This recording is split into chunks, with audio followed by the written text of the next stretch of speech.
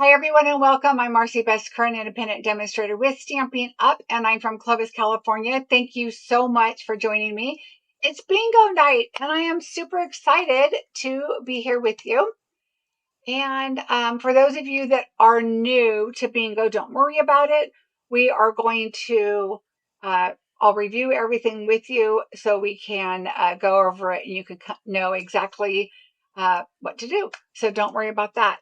Hi, everybody. Welcome. I did read everybody. Welcome, welcome. Let's see. Scrolling back up here. Susan, welcome. Thank you for liking and sharing. I appreciate it. Ida, welcome. Robin, first time. Yay, welcome. Carrie, Marva, I'm trying to read as I go too. Cheryl, hello, how are you? Hi, Lisa. I'm ready for bingo too.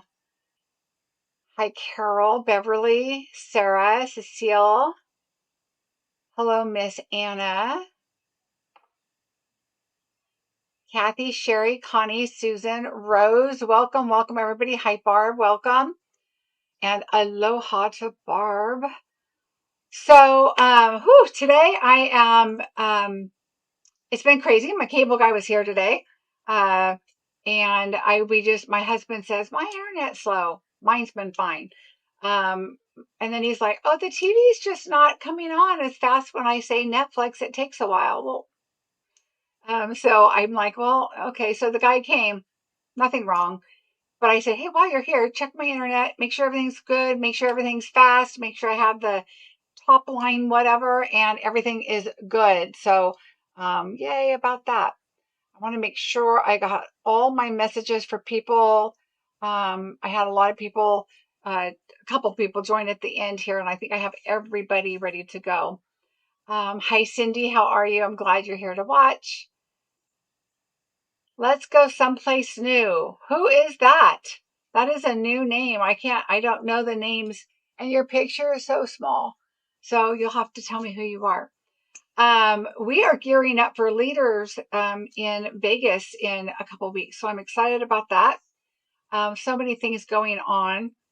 And now On Stage is coming. Hi, Steph. Hi, Paula. How are you? So a lot of stuff going on. Jury duty for me next week. Yay! Just what I want to do. So if Let's Go Someplace New, because that's not on my, oh, wait, someplace. That's Paula, I believe. Paula, I do have you written down. So if that is you, I believe it's Paula. Okay, so hi, Marilyn. Hi, Carol. So anyway, yay, jury duty. I find out, I guess Friday night I can call in and see if I have to go. So hopefully, fingers crossed, I don't, because that would be great. Hi, Teresa. All right, so I mentioned to the class of the people that I just did my Traditions of Christmas class, and I did email it out. So you should have your PDF and your video link. I am going to show the projects today.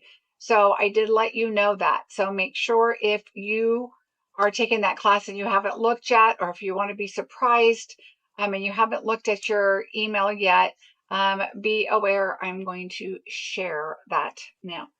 I'm going to look at my list here really quick. I just want to make sure. I do still have, I want to say two. Oh, let me look. I can tell you. I still have 3 bingos left. So if anybody is still interested, you still have time to join. The link is below. Make sure you click on October. Make sure you give me your numbers on the chat. Okay. Oh, good, Marva. I'm glad. Oh, he goes back in the pool. Yeah. So, but how they do it here is we call in, and if they'll either tell us to come on Monday morning or to call again Monday night. And they, so far for me, I've called Sunday night, Monday night, Tuesday night, and usually, or Monday night, Tuesday night, Wednesday night, and then usually Wednesday night they tell me to report. I've always been excused, even when I've got into the jurors box a couple times, because I've worked for a law firm. I'm guessing that's why. Who knows? Oh, good, Stacy. Hi, Deborah. So anyway, so that's kind of how it works for us. I'm hoping I get excused. It is my birthday week next week. Yay! And so, anyway, so I will still be here Wednesday night, and I still will be here. What is tonight? Wednesday. I still will be here Sunday night. So jury duty or not, I will be here. And I can tell you the next 2 projects I'm doing will be the bonus projects for bingo tonight and also for my online class. So just be aware those are the next 2 videos after bingo tonight. So all right, so let's just jump in. I'm going to let you know that November's bingo, I didn't even put a tab up here to show you a picture, but it is up and open for registration, and there's a link below. I feel like my eyes are weird, like I have darker eye on this, but that's because I have the lights right here. And I have a window where it's kind of getting gloomy outside. So I feel like my eyes are like, hey, where's my makeup? Anyway, used to get off the time because your son was a sheriff. Yeah, it usually happens right when I talk about where I used to work. One time it was because I had young school-aged kids, I think, and nobody else did. And I assumed that's what it was for, but you never know. But I also worked at the law firm at the same time, so who knows? Let's see. Okay. All right. So I want to make sure I didn't miss anything. So that is that. November is open for registration, so you can do that below. Also, my Traditions of Christmas, it is a PDF video link only class. So you can get this no matter where you live. I do not have kits for this class. It is a great class. I'm going to show you them right now. It's only $25, but you will need the suite yourself. And so the suite's supposed to be coming back in November, and it's a gorgeous suite. So, and you can always use other things for this class. So if you don't have the suite right now, you can use different things. I will buy an October kit, but the site is not working for me. Oh, Linda, it's not. It should be. Okay, Linda, if you want to participate in the bingo, let me know. I'm going to write you down. Let me know your numbers. And then you can just PayPal me the money. And October bingo link says that it will no longer be accepting registrations. I have enough on there, so I'm not quite sure why. PayPal me the money. Give me your numbers on here. I have lines here. I know exactly how many I need. So just let me know. Let's see. Okay, so Beth, if you're wanting to play too, just let me know and give me your numbers and just PayPal me, you guys. Oh, Linda, you don't, but you want, let's see. Linda, I will buy an October kit, but decide. Oh, okay. Okay. So you don't want to play. Okay, gotcha. All right. Okay, so just that's fine. If you want the kits though, Linda, just send me the money and I'll get those to you. They're going out tomorrow. All right, and same with you, Beth. All right, sorry about that. All right, so what else do we have other than Join Special? You guys know the Join Special is amazing. I hope you take okay, Linda, gotcha. I hope you will take advantage of the Join Special because you get 7 months now, 6 and a little more, a week-ish more. So joining is amazing, and I just can't even say more about it, and I'm not going to go into it a lot because bingo's a long night. So let's show the class really quickly. So this is the first card, and it is a fancy fold, and this is our first card in the class. Hi, Tanya. This is the class I'm showing right now for the Traditions of Christmas. It is just the PDF and the video link for that. Okay, so there is that. That's the first one. The second one, I'm trying to go in order. I believe it's this one. It kind of is off of the honeycomb type card. This one's a little different because I saw somebody in another country do it, and so the measurements were different, so I had to recalculate all the measurements. I don't have the banner across the front like the traditional honeycomb card has been, and it goes into a box. It's really kind of cool, so that it's a good use of your DSP. And so that is the second one. So that is 1, I believe hubby's home. 1 and 2. Okay. Number 3 is off of Rachel Tessman's Fancy Fold. So here it is. It's a bookshelf card. And you even have a bookmark here that you could change into your plaid paper here. And the plaid would be, you know, more universal, not so Christmas. So this is this one. There's a lot of fun here on that card. This one is another take off of Patty Bennett. She had a great use of DSP, and I really liked that because I had a lot of this DSP for the card, and then you just write right here, and I thought that was really cute. So these are those. And then the last one is a combination of where I got this one from, and I'll tell you all about that. It is in the PDF, but it's also, I'll share it when I do. This card will be one of the Fancy Fold online cards I'll be doing on my video. And so that is this card here. And so that is, and you'll get the envelope with that too, because whenever I do different size ones, I do give you your envelope. So there is the class. So that is the bonus, number 4, number 3, number 2, and number 1. So that is the class that you will get with all your PDFs, and you even get, like, you know, fancy diagrams and different things for measurements and all that kind of good stuff in my PDF.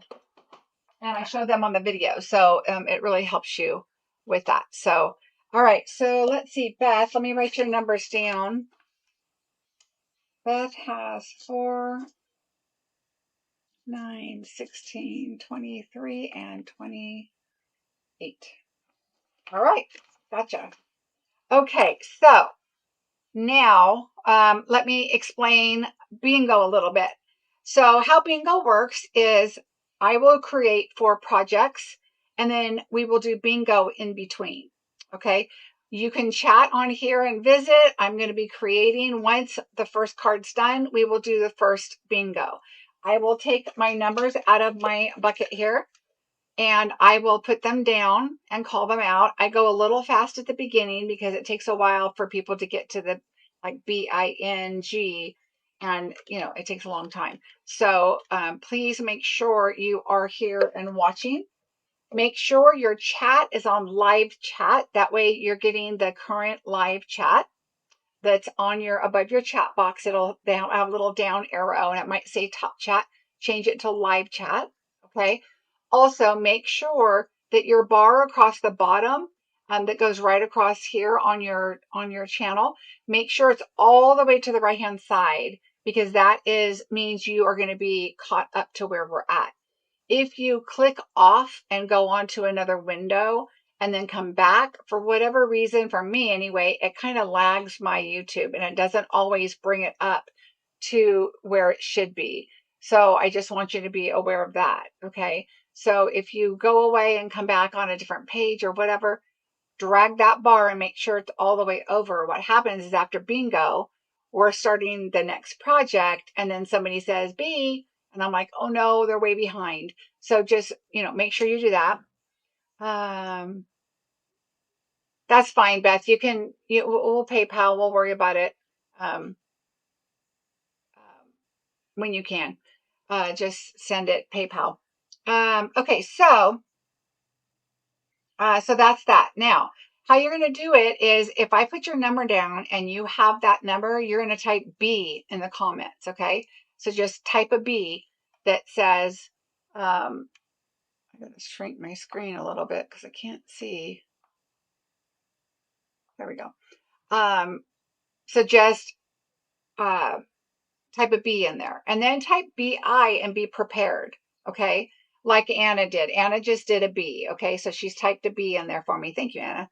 And so the next one, she's going to type BI, and she'll have it ready to go. And then as soon as I put down that second number and it's your number, you hit enter and BI pops up. Okay. Especially important when you get to bingo. Have that word ready to go when you've got 4 numbers already. That way, when your 5th number is called, it is the first one that I see on the chat. Okay. Now, that being said, if you have your bingo and let's say I have 12 numbers down and you got bingo on number 10, but number 12 person says bingo before you, it's whoever's on here first, because it's not fair if people walk away and come back or whatever, and then they say, bingo, but it was 5 numbers ago, and the people that are here watching are current, and it's the first one that says it. Okay. So obviously you have to have bingo. I'll verify the numbers and all that good stuff. So that is how that works. I'm trying to make my chat larger. Oh, there we go. Okay. Yay. Now I can read it. So that's how you want to do it, is just have those ready to go. I just sent you a message on the chat, but I didn't see it on the screen. Oh, it didn't come up either, Carmen, as a private chat or anything. I see it now. So you should be good to go now.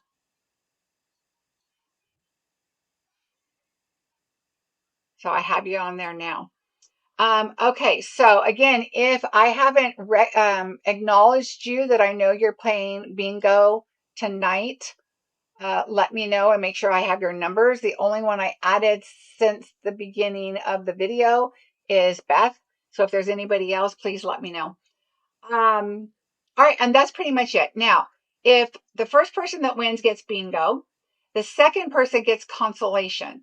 If they would like to do a consolation prize, then that's fine. I'll send you something for a consolation prize. If you'd like to skip that and go on to continuing to play bingo, then you can. Okay, so if it's the first or second, even the third one, and you want to continue playing for the big prize, which is a $100 shopping in my Stampin' Up! Store, then you will just say, I want to skip, I'll pass on the consolation prize, okay? That also, speaking of prizes, I have some prizes I'm gifting away today, and we will be doing names of the wheel. So I'm going to have to add Beth and Linda. Linda, even though you're not playing bingo, you are paying for it and getting the kit. So I'm going to add you also. And then those will be put on the wheel also, and I'll do that in between bingo.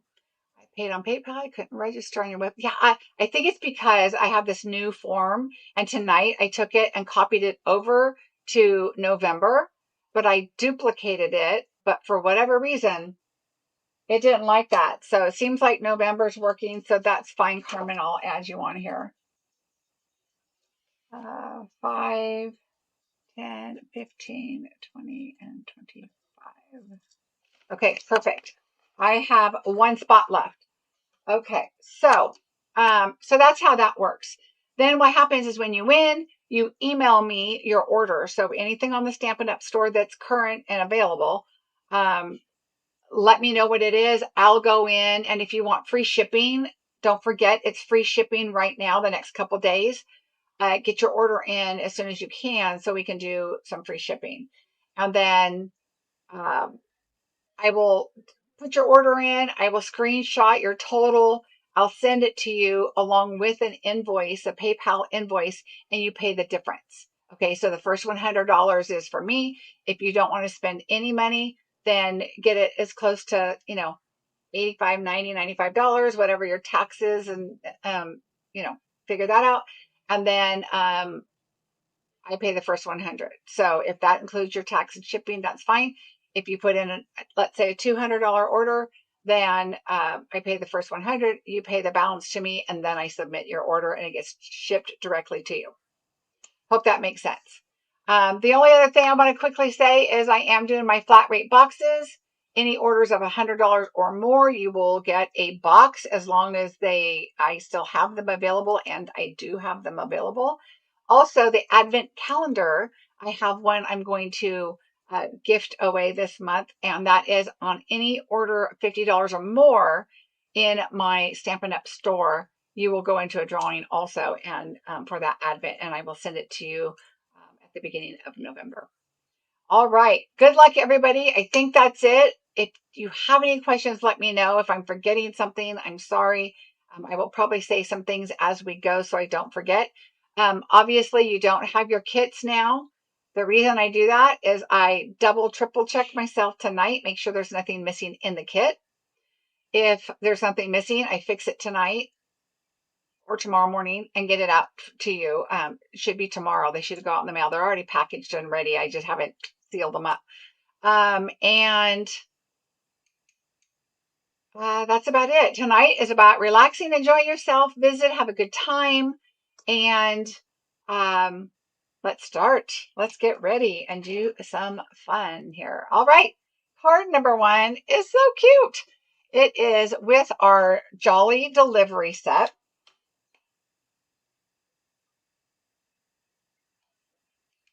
Sorry, had to get a drink. So it is just super cute. I do also add in some retired product. If I have it and I have enough for you, I'm going to send it to you. So you're getting this festive glimmer paper, but I have another little surprise in here for you. So this is what your kit's going to look like. So it'll say project number 1, and I will come back after the video and I will tag the different projects below. All right, let me fix one thing because I'm thinking that this, there we go. I don't know why, I think my color's off. The guy had me change a couple things on the internet for my,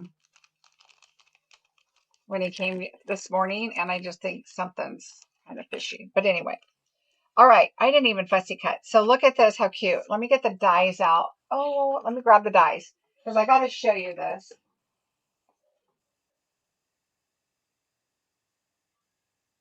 Where are they? Maybe they are out and I missed them. Oh, yeah, they are out. Here you go. So these cute. Oh, you know what? I don't have it with me here. Gosh darn it. Okay, so these dies right here. Oh, here it is right here. On the postage perennial. See this little guy right here? So I thought since this was postage related, we use the postage dies, okay, the postage perennial. Put all your little pieces together. Don't lose those. And on this one right here, if you look closely, it's got the little, oh, it's going to be hard to see, the little postage mark right there. So this little postage mark right here, it's got a butterfly in the middle, but we're going to cover that up. So that's a little accent from here that we added on there. So I've got that on here. But look at the inside. So what I did, oh, hold on. My husband, for whatever reason, he came in when he got home and then he doesn't close the door hard enough. And either the dog will come to the door or another door opening or closing will, oh, a gem is attached. Oh, look at there. Thank you. It's on the little cellophane, but it attached. Thank you very much. I would have been looking all over for that. So what I did with this is, here we have our white piece, okay? And here we have our little postage piece. So look at this. I took this from here and I'm going to put it on the front. Now on my card, I took another white panel and I cut it out of the card. I'm going to turn this other light off because this just seems like it's way overkill right now. All right. Is that better? I seem like the lighting's weird or the coloring. I don't know what's going on with this, but I hope you guys can see it okay. It looks like on one monitor it's good and the other one's weird. But anyway, I decided not to do that because you would have to get to, see how it's lifting a little bit right there? You would have to get to every tiny little edge to get that to sit in there correctly. So what I did is I'm going to put this on top of white. Don't put it on top of the card base because that just doesn't seem right. But we're going to put it right here. So let's go ahead and I'm going to use seal because I want to get a good closure on that. So I'm going to go all the way around. It doesn't really have to get edge to edge. But be careful, because remember, this is DSP. So if you're doing this and lifting up, now what I'm going to do is, because I can tell some of it went inward, I do this. And I just kind of feather it back onto the paper. Okay, just feather it back on the paper. That way you won't have that sticky. I think this is all good. I don't feel any on the inside, so that's good. Let's take our paper.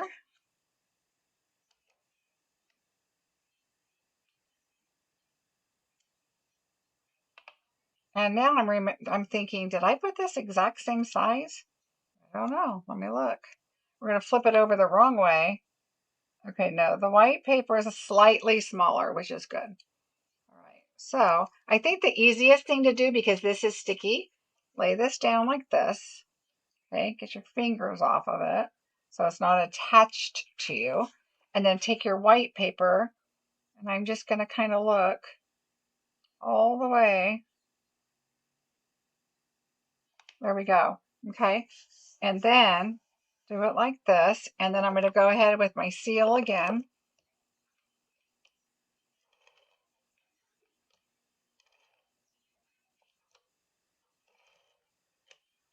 Hi, Dana. All right, look how cute that is. So there's really no up or down, because if you look, well, this one actually does look like there is, which I'm going to go this way, because look, you can see the stamps. So there is a way. All the stamps are upward. So make sure those are up. And then we're going to put this in here. Like this. How cute is that? So we just kind of carried that pattern on. And there's a little glue right there.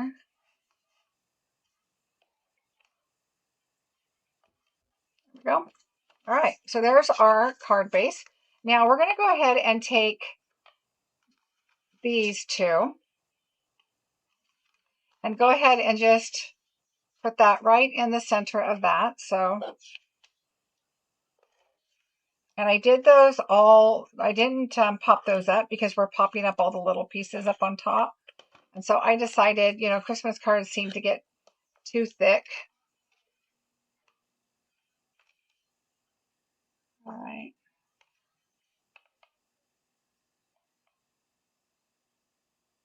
Right about there. And this is popped up, but I didn't pop up all the panels, but I did pop this up. So let's get our dimensionals.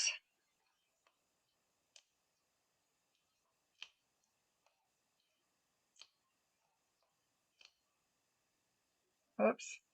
I guess might as well get that one.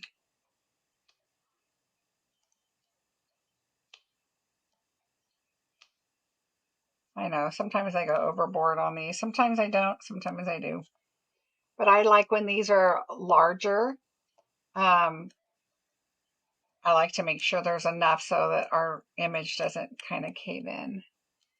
I love the look of the inside of the card. Oh, good. Yeah, I thought it was fun. Number one, you're saving paper. Hello. That's a good way to do it. But number two, I thought it just kind of went with the whole theme. All right.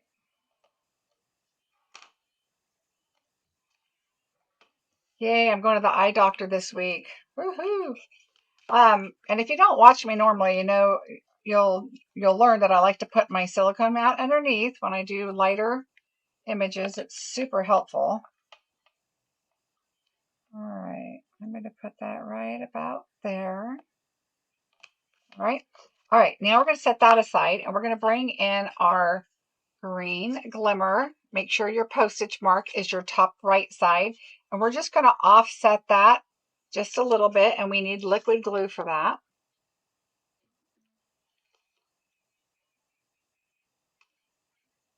Is the color off to you guys too?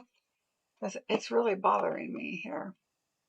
But I'm afraid if I put too much contrast on here, it's going to get all weird looking.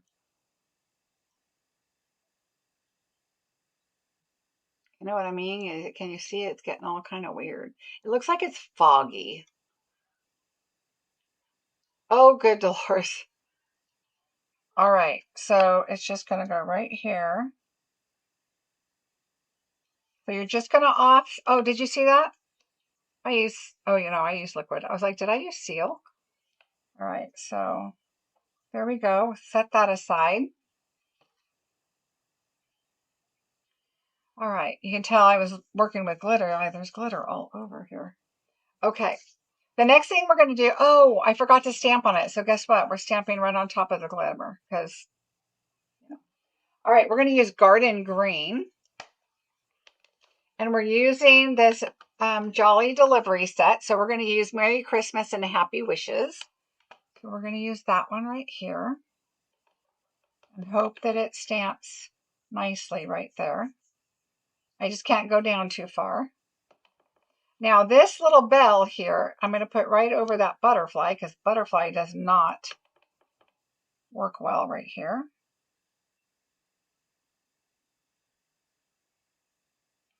All right, there we go. Beautiful.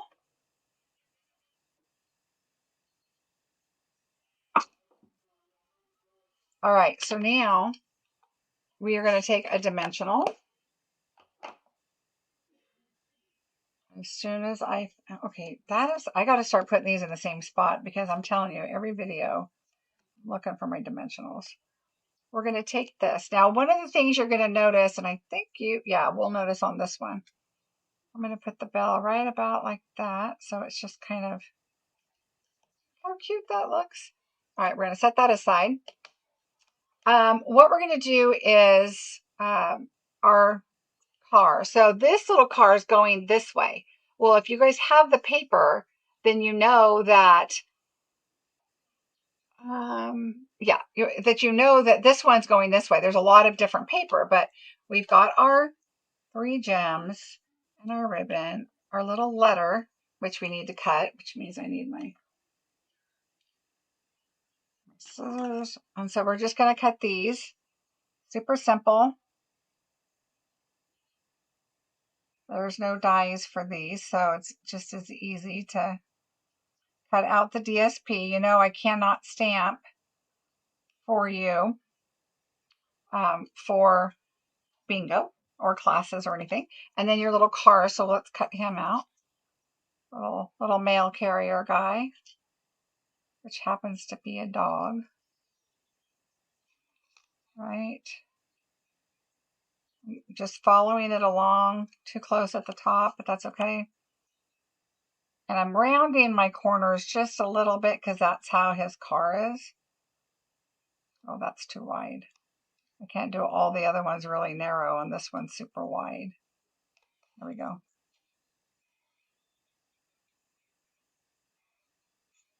So just kind of cut your little car out.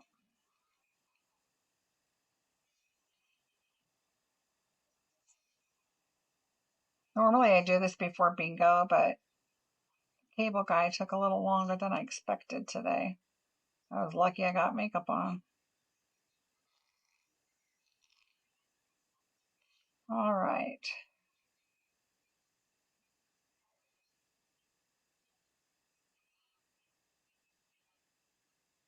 There's some little swish marks by the wheels, but without it being in a scene or anything like that, I don't want big old white swish marks right there. So there we go. There's our little car. All right. So now let's take our ribbon and we are going to go around and tie a bow. So I just went up maybe 3. You want it under the words actually. So I'm going to go up 2. And just bring your bow over about there.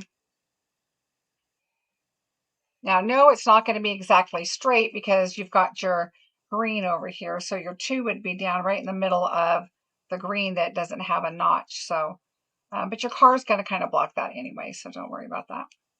All right, you're going to want to make your knot kind of under wishes. So your little mailbox will go right there.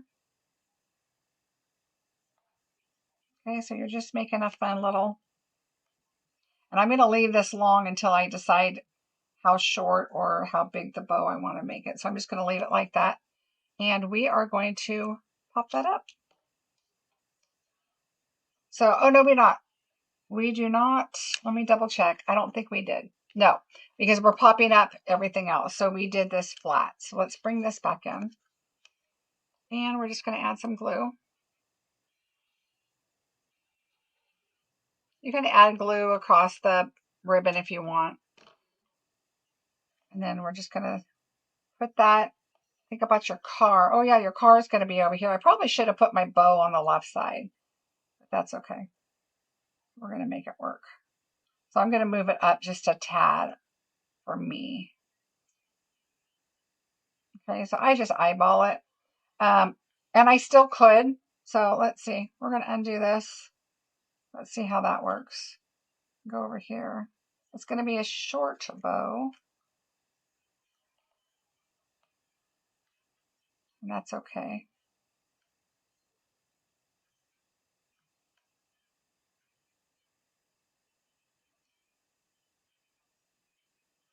There we go. Let's see. I think that might be too short, but that's okay. We're going to make it work. Because I'd rather have the car. That is a little bow. So let me tie it upside like this. I got to do it with my right hand and hold this little tiny guy.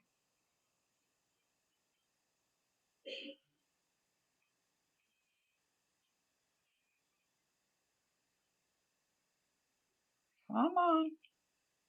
You have plenty. So just remember when you're doing your bow, if your car is going that way, your bow, you want your bow to be on this side. All right. There we go. And then we can put a glue dot under it to get it to lay however you want. But we're just going to do it like that for right now. And we'll fix it in a minute. All right, so let's take our little car and put it right there.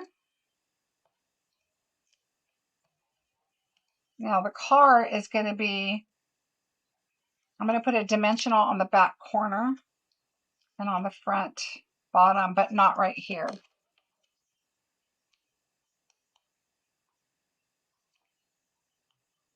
I'm going to put a little bit of glue and we're going to just tuck this right along here. Okay, so there's our little car. I'm going to glue dot this right now because it's driving me crazy.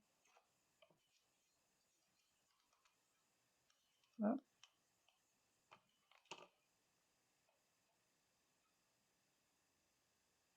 And notice I'm bringing it down just a tiny bit. Oh, my glue dot's sticking out. There we go. That way, I'm just going to do a tiny bow. There we go. Oops. Did you see that?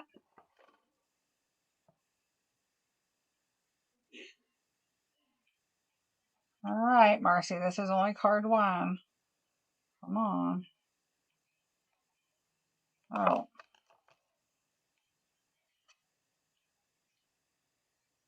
There we go. I might need to clean my scissors a little. All right, so now we have our mailbox, and we need to have it to where we can put our letter in our mailbox. So if you have something that you can, cut straight on, I'm just going to put my scissors right in here, and I'm just going to cut a little slit. And I do pretty much the whole center of that mailbox because then you can just lay it down. Okay, so there's a slit there now. We're going to take our tiny little letter with our embellishment.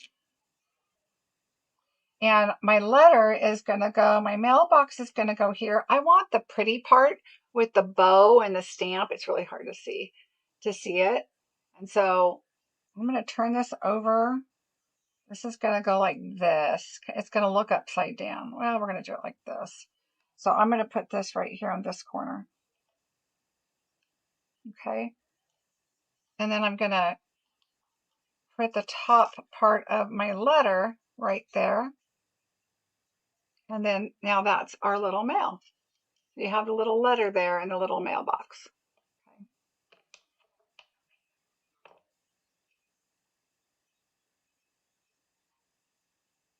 All right. Now we're going to pop that up. And again, this isn't popped up, remember. And actually, this isn't popped up. I shouldn't have had to put glue there, but I did. And that was my mistake, so we'll fix it. I'm going to add a dimensional right there where the letter goes. I'm going to add a dimensional there. I am going to get this dimensional right here and fix this so that the front of his car pops up. Even though it's glued down right now, I'm going to stick this in there. So his car is popped up. Yay. It's funny. I start making the next bingo cards immediately. Like I already have two or three made for November already. So, and I'm just going to put this right here. So he's on the way to the mail to get his mail. We've got our little thing there. All we need is our embellishments.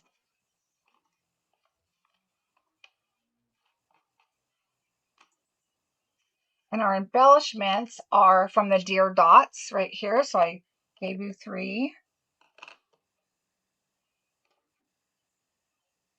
And so I'm going to take my red one, put it here with my green here. And then I'm going to take the blue one and just put it over here. Just so they all show up right on the label so you can see them really well. Because if you put them on the paper, the DSP is pretty busy. Looks like you rushing to the post office. Hi, Margie, how are you? So there you go. Super cute. And again, the inside is a lot of fun. Saves paper. Make that your border on the inside. And just put a white piece of paper underneath.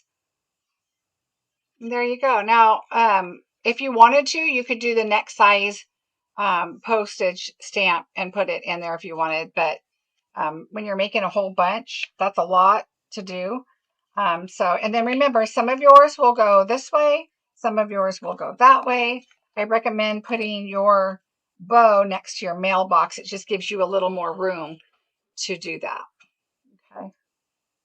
So there we go. Yay! Card number 1. Super cute. All right, let's do our first bingo. Let me put our cards over here.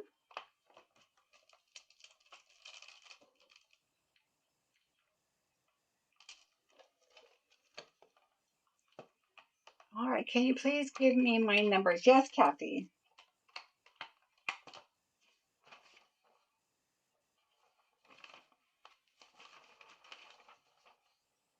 26, 18, 15, 4, and 9. Does anybody else need their numbers? At least you're not boarding a plane, right, Marilyn? I want to make sure I haven't missed any other questions, too, if anybody has any. Thanks, you guys. All right, so does anybody else need their numbers? All right, nobody else needs their numbers. We are going to get started.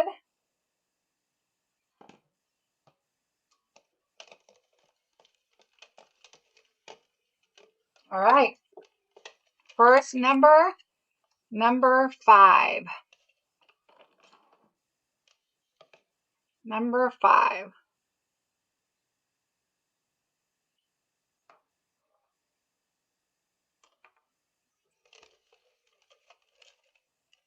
Number 21.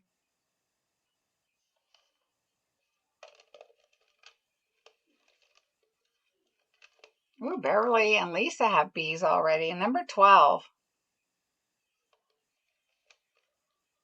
Good, Robin. I'm glad. Thank you. Cheryl with the B. Number 1. Now just remember, it doesn't go this fast through the whole thing, but just kind of at the beginning. Thank you guys for your November registrations. I appreciate it. Number 9. Now, question about November bingo. Do you guys want to see any Christmas or holiday cards in November? Would you like all new online exclusive items? Number 19. Okay, and if you have an I, make sure that you type B-I together. Ooh, Beverly has a B-I-N already. Oh, you fixed it, I see. Number 28.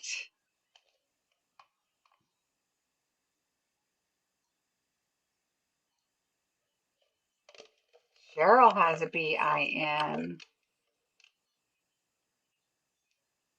Number 15. Susan does want more holiday. Okay. Ooh, more holiday. All right.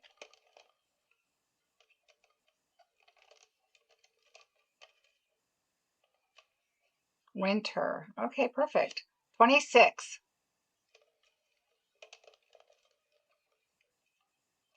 Holiday. Okay. Yay. Number 11. That's good because I still have some holiday sets I haven't used yet. And I'm like, All right, we've got a few BINs. Number 10. Holiday and birthday, winter, holiday. Okay.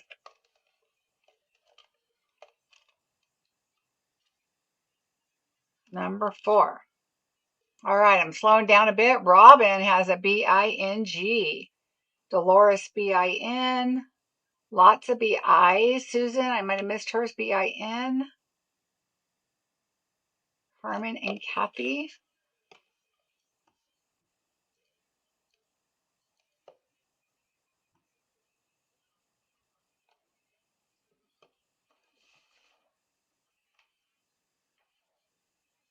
All right, number 16.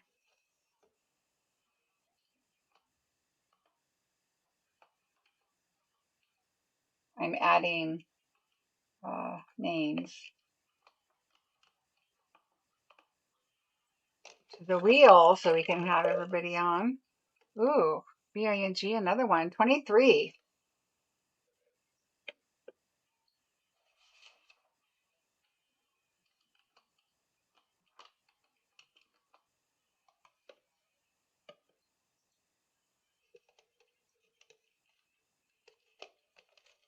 All right. Beth has a BING. Beverly BING. Oh boy, there's a lot of them. Okay. Oh, let's see. Beth. Everybody's name's on the thing now. Let's see, Beth. Let's see, a 4, 9, 16, 23, and 28. Congratulations, Beth. Yay! Spirited Grace.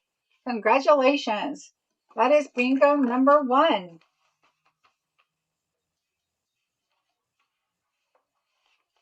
Yay! All right, let me see. I have 1, 2, 3, 4, 5 items I'm going to give away. 2 are some pretty big items. And why am I giving them away? Because it is the month of my birthday. And I want to. I'm just making sure. Okay, no other bingos. So I think we should do a spin after each bingo. Why not? And then at the end, I'll have to do 2. All right, so yay. Holiday in November. Okay, holiday will be holiday/winter. It will be other than the ones I already did, but I can save those for January if I can do plenty more. Because I do have 2, and I don't even remember what they are, but they're good. One's a thinking of you. The other one, I can't see. I don't remember. Yes, Stephanie's birthday's tomorrow. Old lady. I mean, yay, you. I can say that because I know her personally. Okay. So let's do a spin and win. So For the first one, I think we will give away some faceted snowflakes. So let's go over here and go to here. Let's see if I can do this right. And we're going to spin. I need to put a little post-it note on here on who's going to win this. And the winner is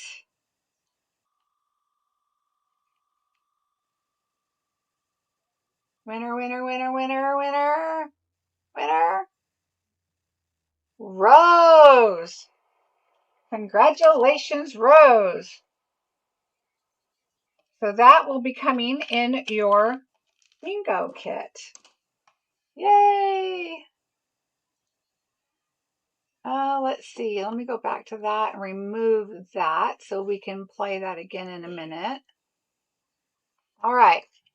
Congratulations. So I'm gonna add those into your bingo. Yay. Okay, we are ready for card number 2. Yay! Congratulations. Thank you, Cheryl.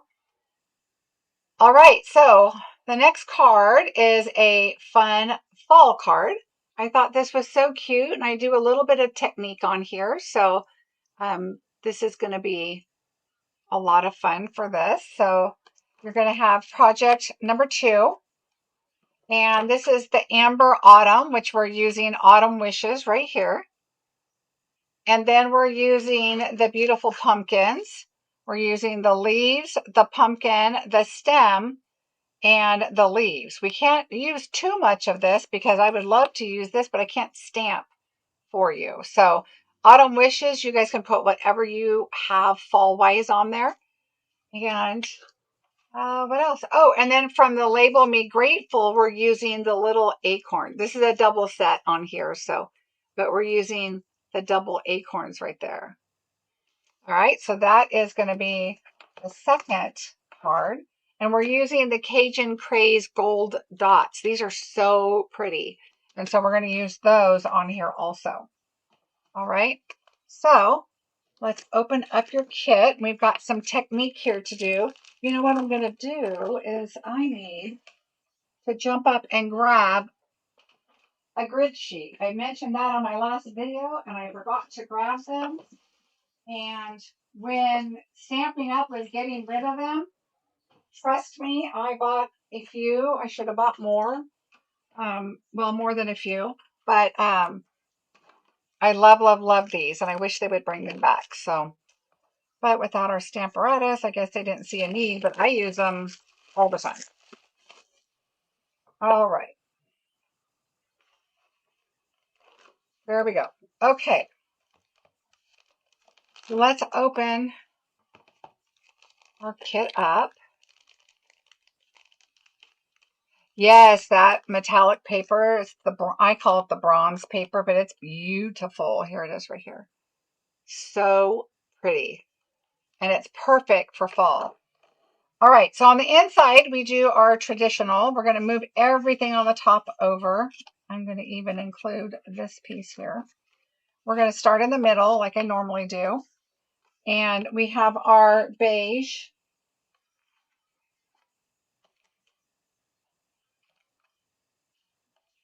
And then we have our paper is the, I put it down below, the toile. Is it Autumn Toile? I don't remember the name of it, but I did list it below. And so that is going to be below. I don't know why I'm using liquid versus seal, but it's okay. We're going to put that on. We're going to put that on the bottom to tie in with the front.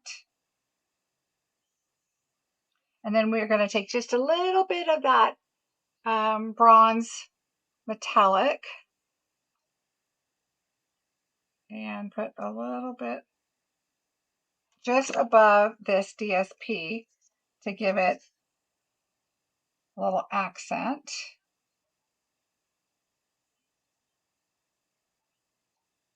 All right, so there we go. And now we'll put that inside on our Cajun Craze.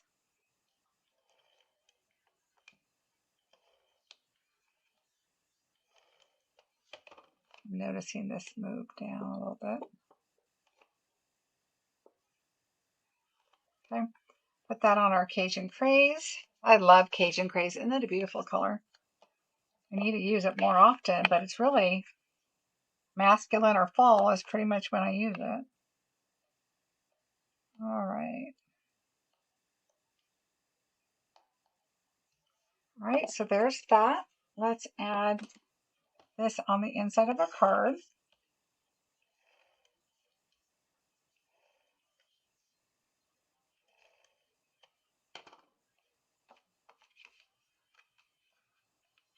Whoops.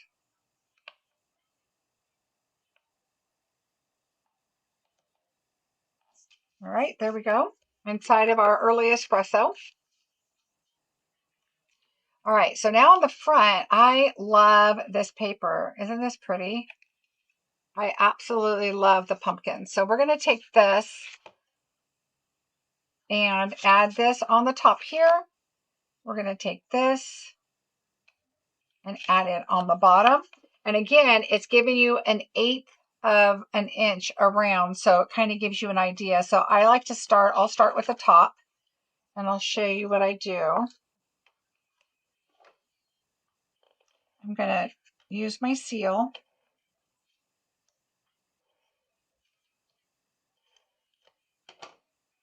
And I'm going to go on here and I'm going to go right about an 1/8 of an inch on the top and on the sides. All right, so I didn't push it down. I just put it down on there. Now we're going to take this one, and I always overlap it for you because you don't want it to be exact and it to be off. So now you can kind of have that little play and then, you know, move it to where you want it. Oh, yeah, Deb, you'll get to see those. Let's see if you can see a better image of these. Hold on, I'll show you. So some have a little more gold than others, but they're really, really pretty. So yeah, I love them. They're perfect for fall. Okay, so now we're going to take this one here. Okay, so see, I'm thinking this is a little bit too far to the left. So luckily I didn't put it all the way down. I just laid it there. So I'm going to pull this over just a tiny bit. And that's better. Okay, now I'm good with that. And we know that this overlays it. It's overlapped, so we can push that one down now. This is the one that has the foxes on the back with the stripes. And so now what you're going to do is don't align it up here, align it from the bottom. And so I'm just going to come in and go about the same measurement up. But now you do want to look, so see, I'm still holding it. You do want to look here and then look over here. Now this side probably needs to be pulled a tiny bit. So I'm just going to pull it a tiny bit. I can see it's a little short right there, but keep making sure that looks good. And then that lines up. Now, it's going to, if it's a tiny bit off, you're going to put this over it anyway. So, you know, don't worry about it if it's off just a tad. You really just want to make sure your edges are looking good. And then we're going to take this. I'm going to use liquid. I like that because it gives me a little wiggle room. And I'm going to line my card up right here. Although my paper is pretty straight, I'm just going to know that I'm going to go right on that line and right on that line. So you're right there. Okay. And I have a fingerprint right there, and I'll worry about that when that's dry. So we're just going to set that aside, let it dry. All right. So now we have these nested essential rounded cornered rectangles. And we're going to take our Autumn Wishes stamp, which is this one here. And we're going to use Cajun Craze. And you're going to want to go up and to the right a little bit. So see what we did? is we're going to put all of our design down here and some embellishment. So go up and to the right.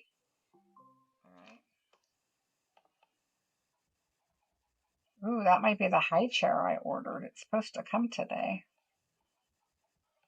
All right, up and to the right. So my head's probably going to be in the way.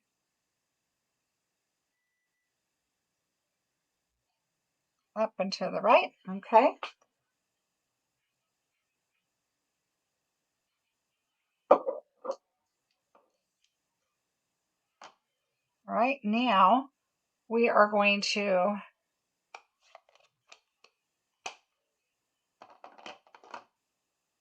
we're just going to glue this straight down or seal it, whatever works for you. And we're just going to put that right on here. We're already going to be popping up other things like this whole panel. We know if you put too much dimension, that darn post office is going to want money. All right, let's put these on here.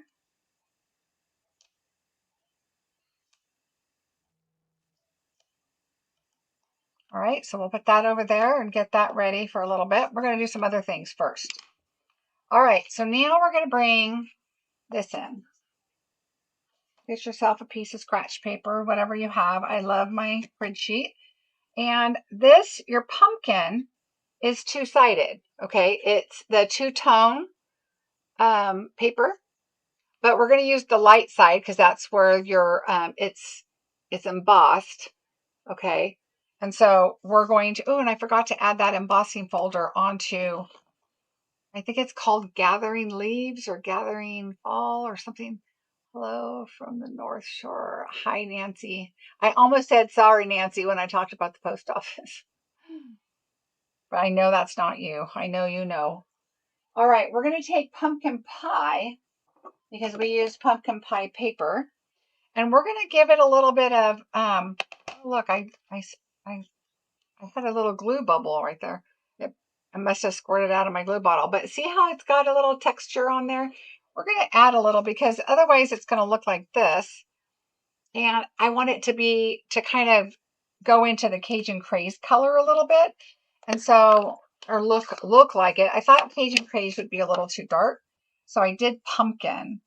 And so I'm going to take some pumpkin and I'm just going to go over it and give it some color. And so those little leaves that are embossed are going to grab some color on there. All right. And you can make it as dark as you want it. I kind of went darker because I wanted it to look a little more like Cajun Craze, but Cajun Craze is going to make it look a little too dark. And so I probably won't go as dark this one because I'll be here for a while. And I'm going to go back and forth like this because our leaves go like this. Oops. All right, so now look at it. Look how pretty that is. It just adds a little bit of texture to it.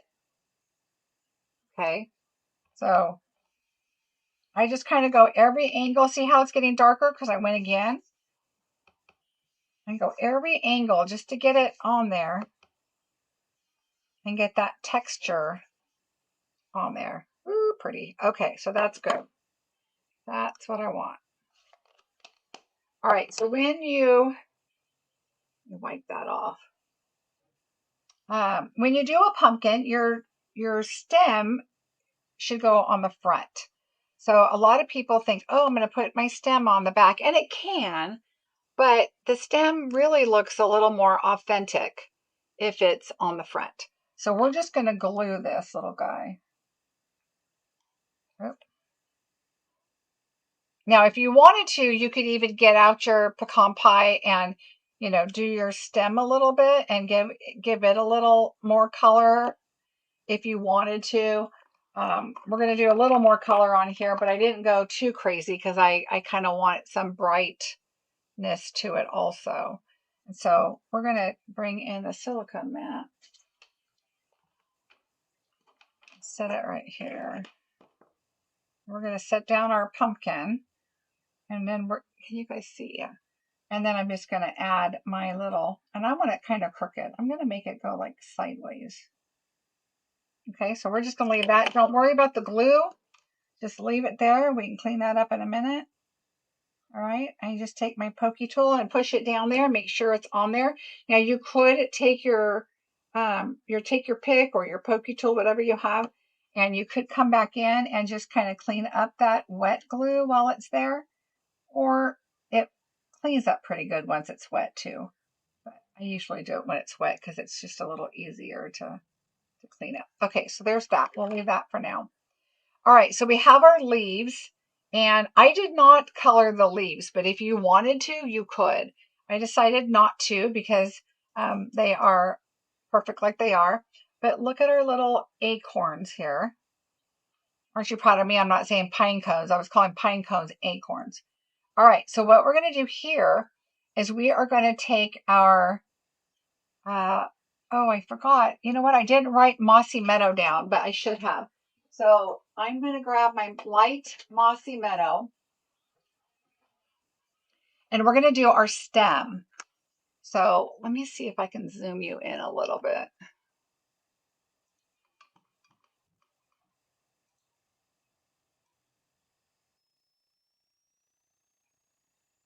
All right, there we go.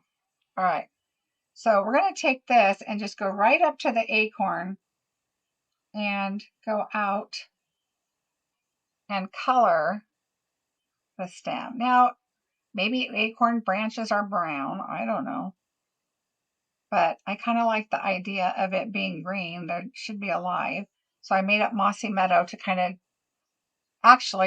of blend in with the leaves of the pumpkins. Because that's not the main thing I want to see. I want to see the acorns. So now we're going to take crumb cake, and we're using light crumb cake, and we're using light pecan pie, okay? Now I'm going to take this, excuse me, this one, and I'm going to do the tops of my acorns. Okay, can you see? Yeah. Okay, so I'm going to do the top. There's a line right there. Just go right to that line. Okay, and then, and remember, when you lay an alcohol marker down, it will tend to kind of start to blend. So you want to be a little quick about it. All right.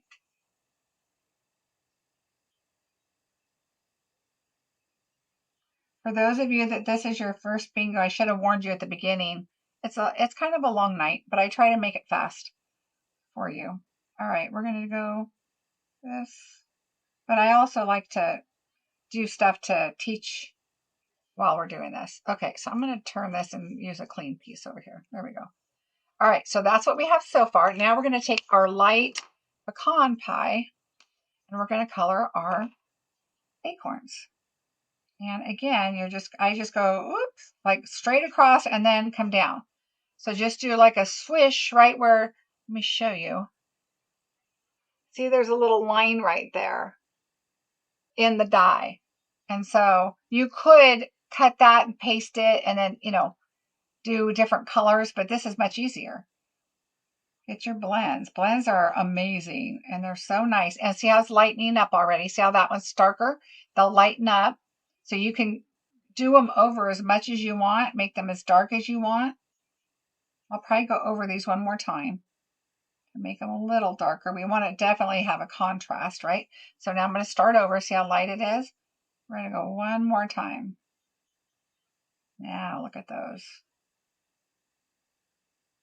So you could have done this in green and Mossy Meadow, and then you could have cut the acorns and put them on in that color and then cut the bottom parts off and then add the other color, but that's a lot of paper piercing and paper piecing together. Not so fun. All right, so there's our acorns. Look at that.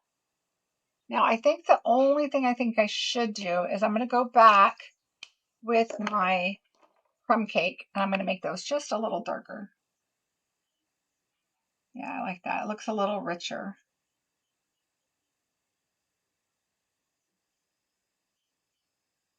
One more time. I like that. So another good thing is always have, like, I usually am like, okay, if I do 1 time, 2 time, grab a piece of scrap paper of this and play with your colors, see what you want. And then I usually will add a little note inside the stamp set or the die set, which I don't think I did that on here. But usually I'll add a little note so that I know next time what are the colors that I used for the acorns, or what are the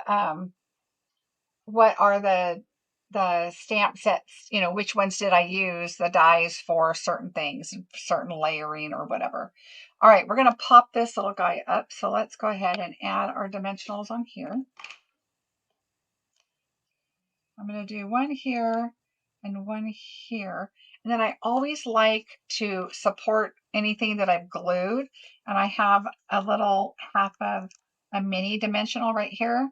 I'm going to go with the curve of my image. So I'm going to go like this and put it right here and put that on. I don't need one at the tip. I just want to make sure I have it where it's glued so that that stays. All right, so there is that, and this card is done. So I'm going to throw this away because I'm using this again. All right, so now let's take our card, and we're going to pop this up on our card.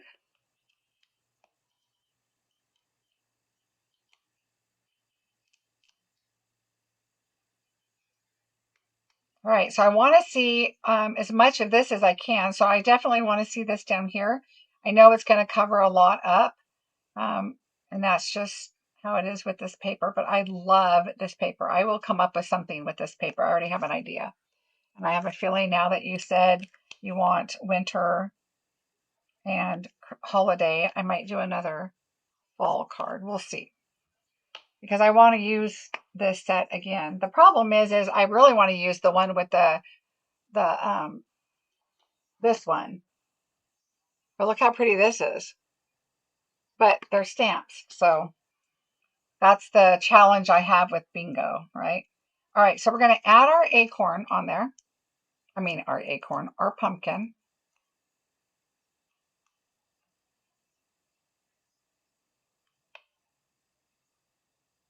Oh, I remember one of the cards I did for next month is a birthday card. And I liked it so much, I was thinking I might do a birthday class. So if I can get enough holiday stuff done. All right, we're going to add a dimensional here and a little one here. These are kind of on here, but we're going to add a little one there. So let's do a little dimensional here on this guy.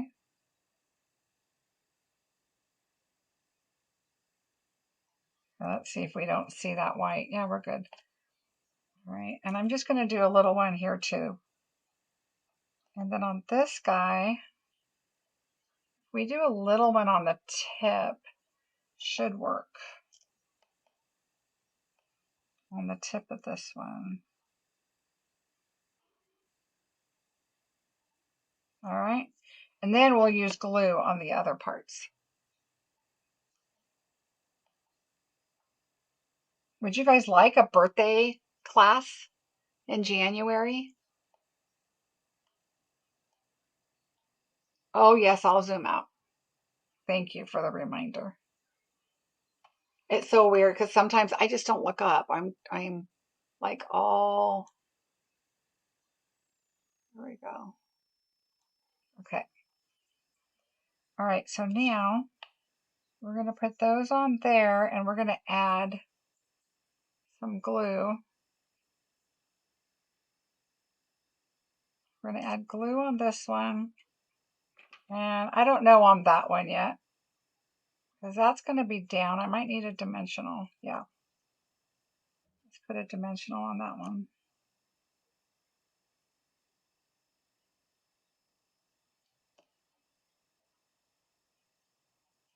Okay, so we're doing a dimensional on all of the leaves except that big middle one, but this one on the left is going to be on the tip. Okay. All right, so we're going to do this right here so that it goes down and touches. And then we'll go those there. Now, I'm not going to push those down yet. Number one, I want this down here, but we need it to squish in our little guys. So let's cut our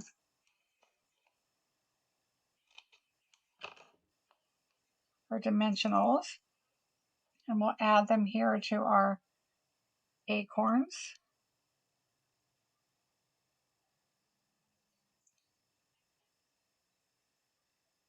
I have a new dish in the crock pot, and I was making it today, and I was getting all excited, and I was walking out there, and then I remembered, oh, I have bingo tonight. So I told my husband, well, just eat it when it's due. It'll be fine. It still has time. We don't eat that early anyway because we are late night people. Some people are like, you don't eat till 7? And I'm like, yeah, but we're up till midnight. So, all right, so there we go. So there's that. So now what I did is I'm going to come under this leaf right here. So these are going to lay down, and I'm going to come under this leaf right here. Okay. So we're going to lay these 3 down right here. And then this guy is going to go behind this leaf right here. So we're going to lift those up and just move the stem behind the big leaf. Let's see if I can.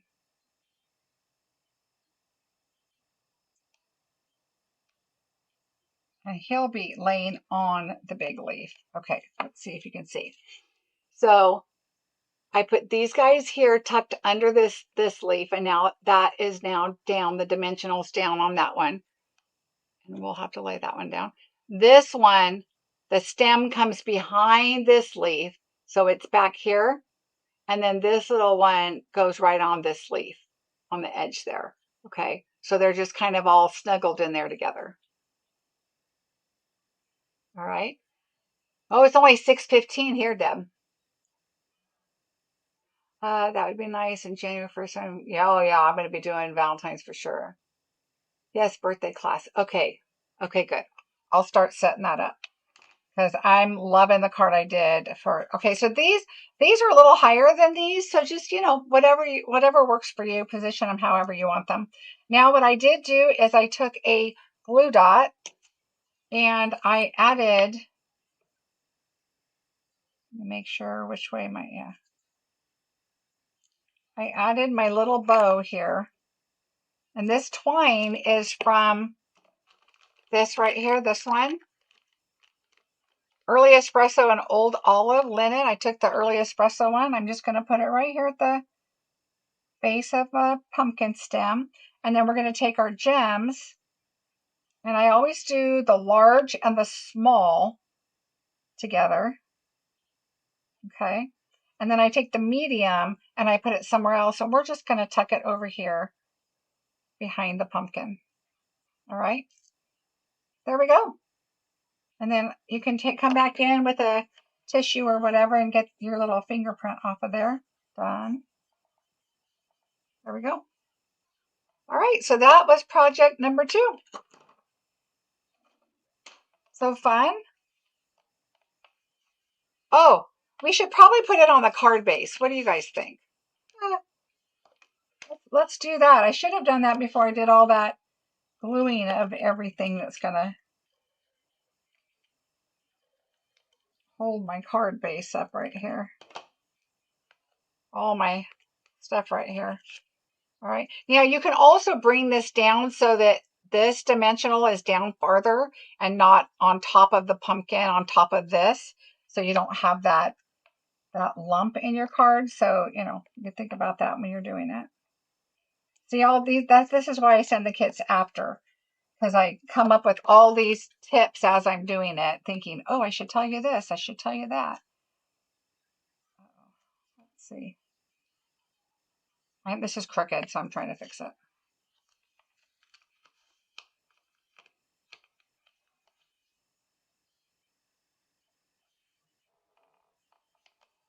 There we go. All right. There we go. Card number 2. I'm glad you guys like it. All right. So we'll set that aside. And now we're going on to bingo number 2.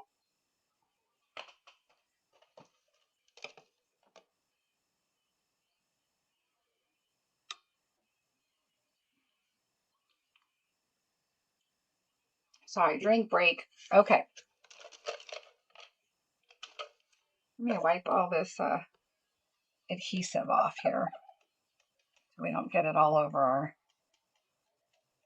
our old bingo color that's going to be leaving. I'm going to have to do some different ones. All right. There we go. Much cleaner. All right, here we go. Good luck, everybody. Make sure your bar is pulled all the way to the right. Number 22.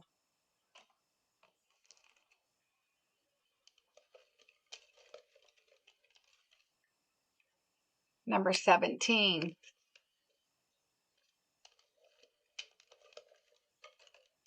Thank you guys so much for the thumbs up. I really appreciate it.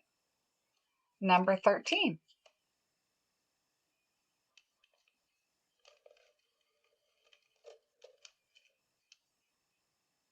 Number 3. So we have Leslie, Jan, Susan, and Margie, all with B's.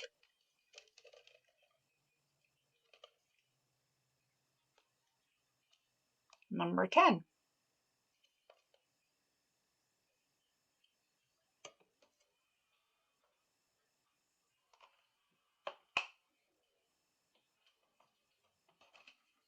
Oh, don't let me forget, after this bingo, we need to do another drawing. Another spin of the wheel.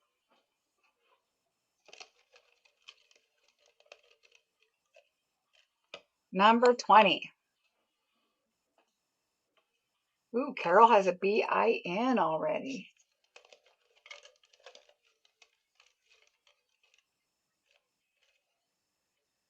Number 28. 28. 28. That's what I should do, is say if anybody bingo's on 28, you'll get a prize. I should have said that. That has to be the last number called. Number 25. If anybody bingo's on 28, then that's the last number you needed. That's the last number called. I'll give you a prize.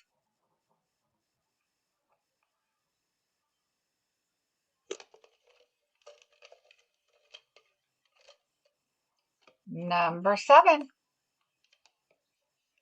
Sherry now has a B-I-N. Susan has B-I-N. You have 3 B-I-Ns. Number 5.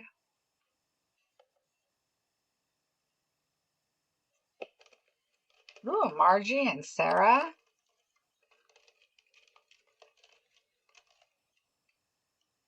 Number 15.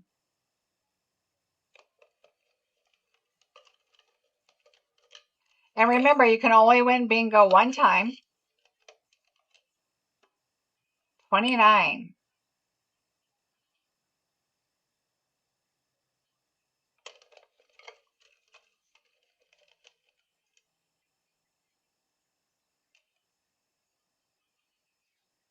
Ooh, number 2. We have 2 B-I-N-Gs, Carmen and Susan. Carmen and Susan. Oh, Carmen has a bingo. Let's see. Carmen. 5, 10, 15, 20, 25. Carmen does have a bingo. Congratulations. Yay. Okay, bingo number 2 to Carmen. The 2 people that signed up today so far. Is there anybody else? Congratulations, Carmen. All right, I don't see anybody else, so congratulations to Carmen. Yay!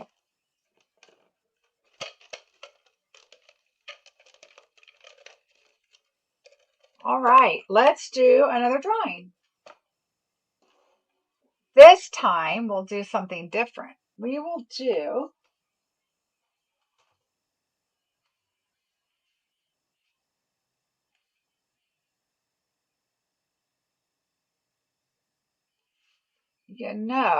I think on this prize, I cannot send it out to you until November because it's going to be something new.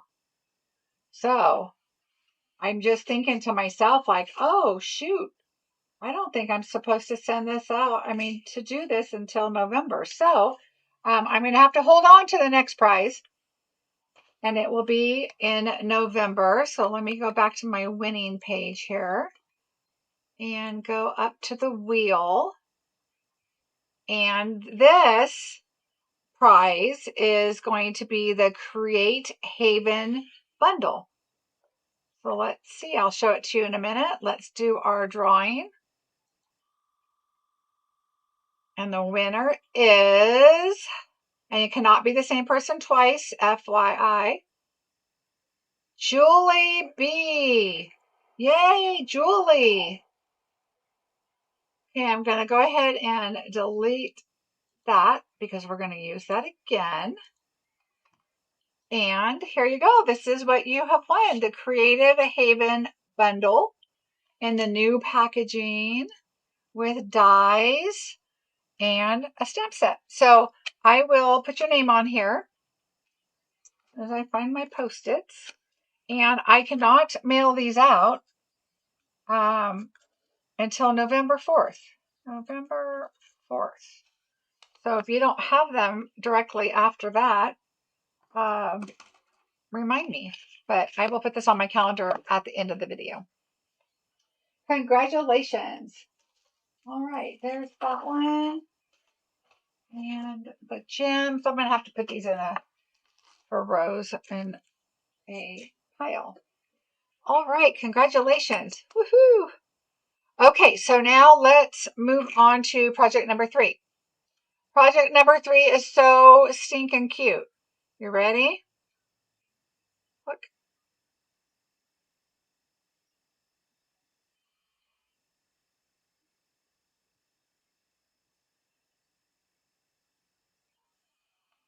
What is it? You are welcome, Julie. I don't think I can do the top, but we'll try. Oh, hello. Okay, so look how cute our little card is. It's our little gingerbread girl. Let me show you a little bit of what I've learned about her and how to put her together and how I colored her face. Isn't she cute? Cute, cute, cute, cute. All right, so here is your packet number 3 for project number 3. I had to put them in these large envelopes, so just be careful opening these. All right, we're going to pull out all of our little pieces. Remember, when I'm doing bingo, I have to go through and find things that I could do with dies. And so I first saw, oh man, this gingerbread, how cute the outline is. Here's the stamp set. Isn't that cute? And then with the oh snap and some really cute little things here and the little gumdrops. But I actually ended up not liking the outline. So we just kind of changed it up ourselves. So what we did is you're going to move everything over, including your little Post-it note, because it's got tiny, tiny pieces in there, okay? All right, so here is our gingerbread. So let's go ahead and, sorry, my husband's putting the trash cans away. Make sure it's aligned really well, nice and even. All right. And I don't score this quite yet because we're going to add the paper on the inside. Okay. So what we're going to do is, if you notice, it's the same size, right? But you don't want to cut it. I mean, you don't want to try to put it there and fold it. It's just not going to work. So what I did is I folded it towards each other. Okay. So you're going to put your good sides in on your piece and go like that. And then either use a pair of scissors, or I have my little trusty guillotine here. And I'm just going to, I put it up flush against the side, and then I'm just going to edge it out.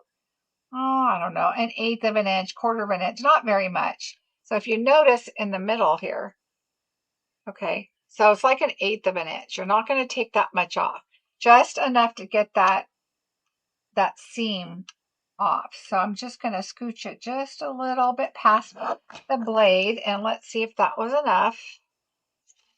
Ta-da! Okay, so now we're going to glue this back in the middle of our gingerbread. So it's going to go like this. All right, so do one side at a time. And I like to not use liquid. And the reason is because when you put liquid on the back of white, I mean, you have to really get in there and burnish it quickly before it starts to dry, okay? So we're going to take this and find one of my silicone mats. And we're going to go ahead and add our adhesive. So I just kind of go around, and it doesn't have to be, edge to edge or anything, but the inside, I try to make it to the edge, and then I just bring that back in, okay, just so it's going to stick really well. And then we're going to go down, go around. I want to make sure I get it right there. And, okay.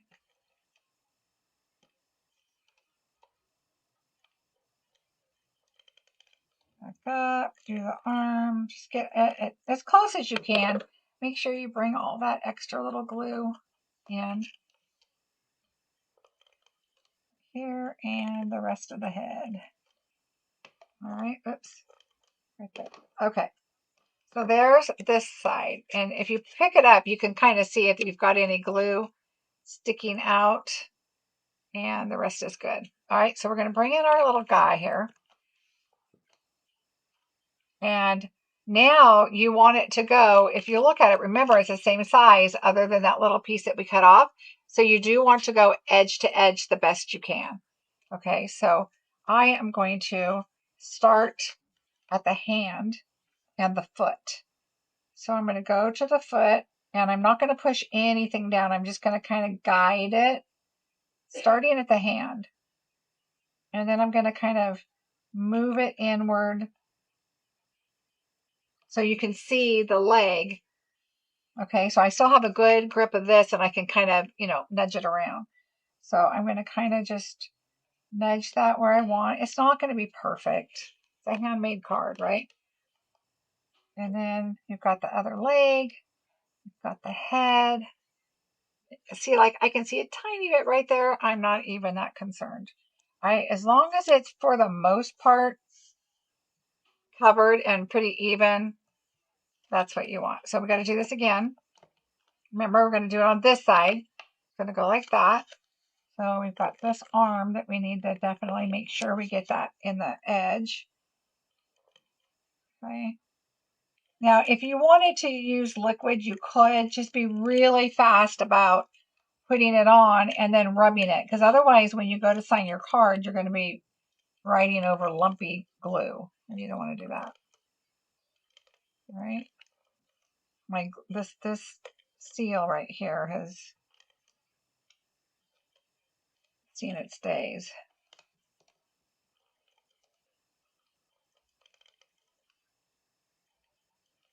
All right, so I just like to go all the way around. There we go. Make sure all my glue is on my project.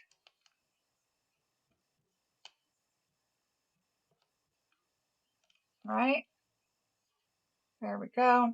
And be careful, you don't want to stick your nail in your image. You know, make sure you're using the whatever you call it, the palm of your fingertips or whatever they call that, because you don't want to have marks on it. Okay. All right. So now let's bring this little guy back in.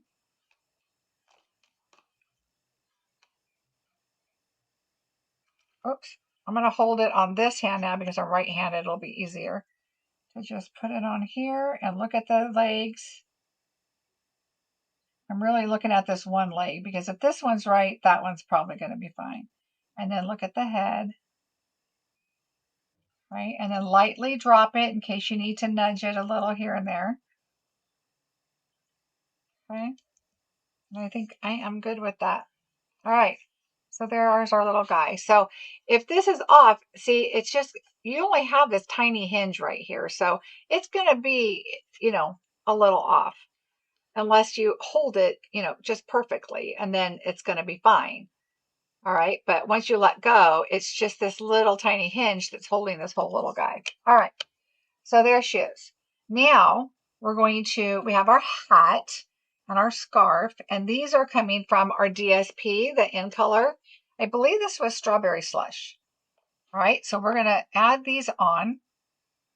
And so I did it with dimensionals because I liked to have that little extra dimension. Where is my, oh, right here, right next to me. All right, we're going to go ahead and put these on.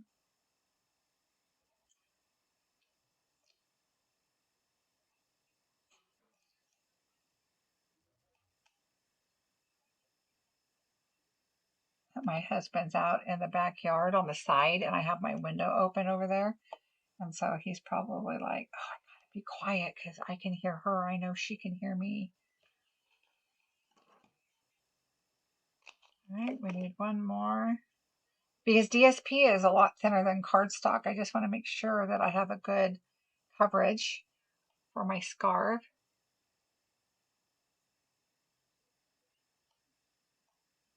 Yeah, Deborah, you could do that. I tend to make a mess when I do that. I have tried even, I purchased that, the glue on the sponge already that's in a little thing, and you're supposed to just be able to, you know, put your paper on there and quickly dab it. No, I make a mess. I make a huge mess. And so I've tried using the sponge with the glue, and it just tends to stick everywhere on me. So I've decided I'm just going to have to do it the old, long way. All right, see, now I have dimensionals all over. All right, so now we're going to put our scarf on.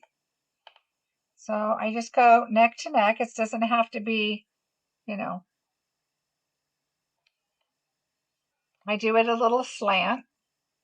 Okay, now we're going to add our hat. And the hat is, if you notice, it's got that split, right? So I'm not quite sure why, unless you wanted to make it a hard hat or something. Why? Oh, I know why. It's if you want to do another one in white and then make this white and fluffy, you can do that. I did another card I did online with this set. But what I did on this one is when you open it up, you'll notice that that line is on the head. So when you do the dimensionals, I do them on that so that that doesn't tear. Okay, so I'm going to do my dimensionals, and I'm going to do them low, but on that line. So I'm going to do them like this. I'm going to put that just over the line. So it's mostly on the bottom, but above, so that that doesn't rip that little line off, okay? And then I'm not going to worry about the ends because it's kind of hanging off on here, so you don't want it, you know, your dimensionals sticking out there. All right, now the other thing you could have done is you could add them on here and then put your hat on like that. But what I'm going to do is I'm going to put this like this, and I'm going to figure out the way I want it. I'm going to want it like this a little bit, a little slanted. And so I'm going to do it like this and then put that on there. And the thing is it does make the eyes, the face low, which is why you kind of want to look at your hat first. All right, so we're going to put the hat. I'm not going to put it on yet because I want to be able to, well, actually I can because I'm not stamping the face. So yes, let's do that. Let's go ahead and add this. I was going to say the block's not going to fit there to stamp, but we're not stamping. All right, so I want it to go this way. So it's going to lean that way. And then I want her to just come up, and my head might be in the way, sorry. I'm going to lightly pick her up. Oh, it went the other way. And it doesn't really matter, but I do want it the other way. So I want it this way. So it's got to go this way. All right, so I'm going to bring her in like that. And so I pick it up just to make sure I don't see any dimensionals, okay? Okay, that's good. Now, got our hat on. All right, now let's worry about our little white pieces. So you have 3 pieces. You're going to cut them in half, 2 of them in half. One you will not. This one will go right here in the middle, kind of like the bottom of a shirt. Okay, so just kind of think of it like these are the pants, this is the shirt, and this is just going to go at the bottom. A couple reasons you want to see it. This is going to cover up so there's no buttons or anything on it like the one I did before. I did the little peppermint buttons. But this, now, this is what I do with this though, because you know I'm a mess with glue. So I'm going to lay this down here, and I am going to put some glue on here. And then I'm just going to dab it. I don't need a whole lot, but I do need enough to go down and not ooze everywhere, right? And then I'm going to grab it sideways and just go back. Okay, and then I'm going to dab off and make sure I don't have a whole bunch somewhere. And now I'm going to bring this in for the shirt. So kind of right below these, but a little lower, because remember, you're going to have this like this. So you want it down a ways. All right. And I'm going to do it like this, a little more to this end, because the sign is going to cover up the right side. Okay. So put it towards your left. When you do your sentiment, it's going to come over like this, and you're going to cover that arm up. Okay. So we don't have the hand cut off. All right. So we'll put that over there. Now we're going to take these and cut them in half. So what I did is I went 1, 2, 1, 2. This circle is the middle. And so I just cut it right there. All right, same thing here. 1, 2, 1, 2 on the side outsides. The one in the middle, cut in half. Now I did keep them separate. Okay, so I kept the 2 separate. That way you know that the measurements are going to be, I don't know why I did it, but it just kind of worked out that way because I mixed them up once and it was like, oh man, like this was long and this was longer and this was short and this was short. Whereas if these are both and these are both, it just seems to work out fine. All right, so now I'm going to pick up my little tweezers because they're getting a lot smaller. All right, I'm going to take that off. I'm going to dip this in just a little bit. Needs a little more. There we go. And now I liked doing it this way. So it's whatever works for you. Right, so we're just going to add that there. And it doesn't have to be exact. We're going to take this one. As soon as I can pick it up. Do the same thing. And add glue. Same here. We're going to go right over here, a little closer to the end, but not too much. It's going to be pretty much covered up, but you don't want them not to have his frosting. So we're going to put that there. And yes, there's a little bit of glue. We'll fix that. Don't worry about it. Remember, that's going to be pretty much covered up. But now we're going to do our legs.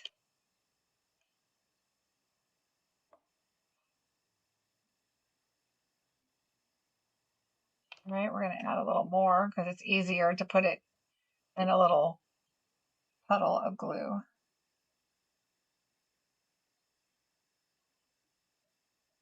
And then we're going to do our little leg.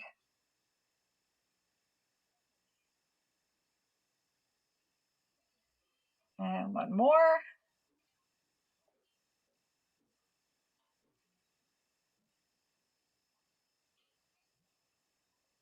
Oops, I'm at that weird angle here.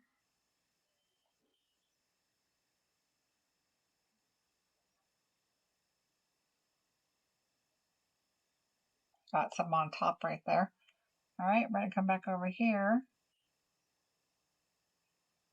and add your frosting. Now, my video I did before, you could also glitter these up. You can put glitter on your frosting and make it look all sparkly. You can cut it with glitter and add. Remember, we used to have that white glitter. That would be really pretty too. All right, so I'm going to just clean up my glitter here. All right, so there's that. Now, clean that mess up. We're going to need some more glue in a minute, but it's going to dry up by the time we get to it. So we'll just start over. Okay. So now let's go ahead and stamp our sentiment, which is sugar and spice and everything nice. So cute. I think my granddaughter's going to love this one.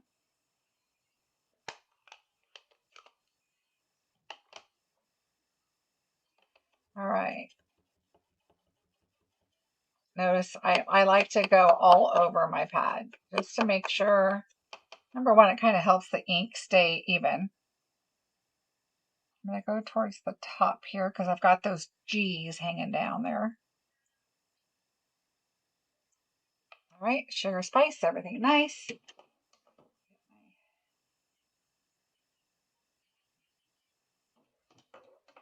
Oops.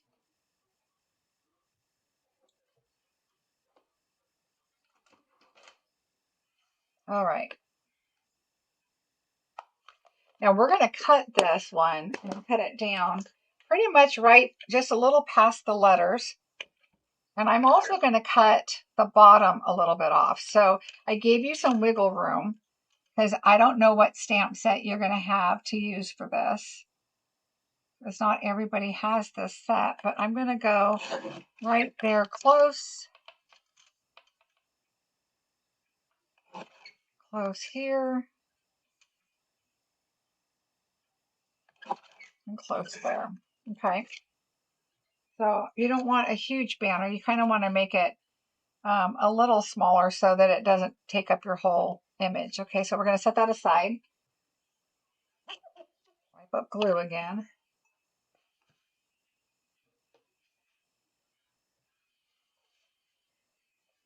All right, now for the face. Okay, here we go. Be very careful with this. All right, let me find my...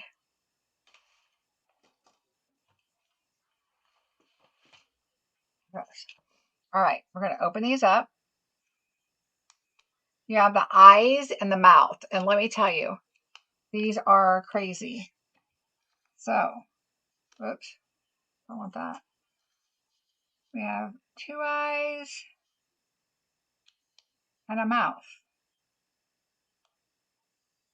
Okay, so that's what's in your Post-it.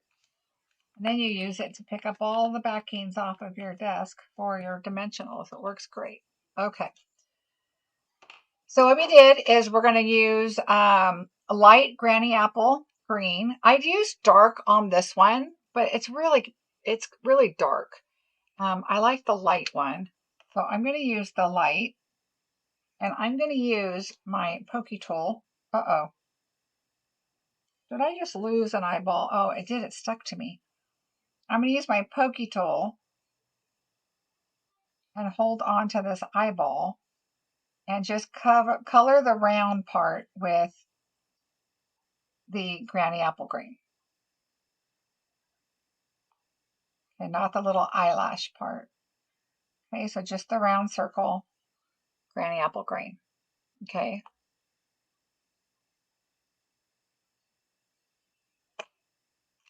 All right, then I took my black and I did the dark black.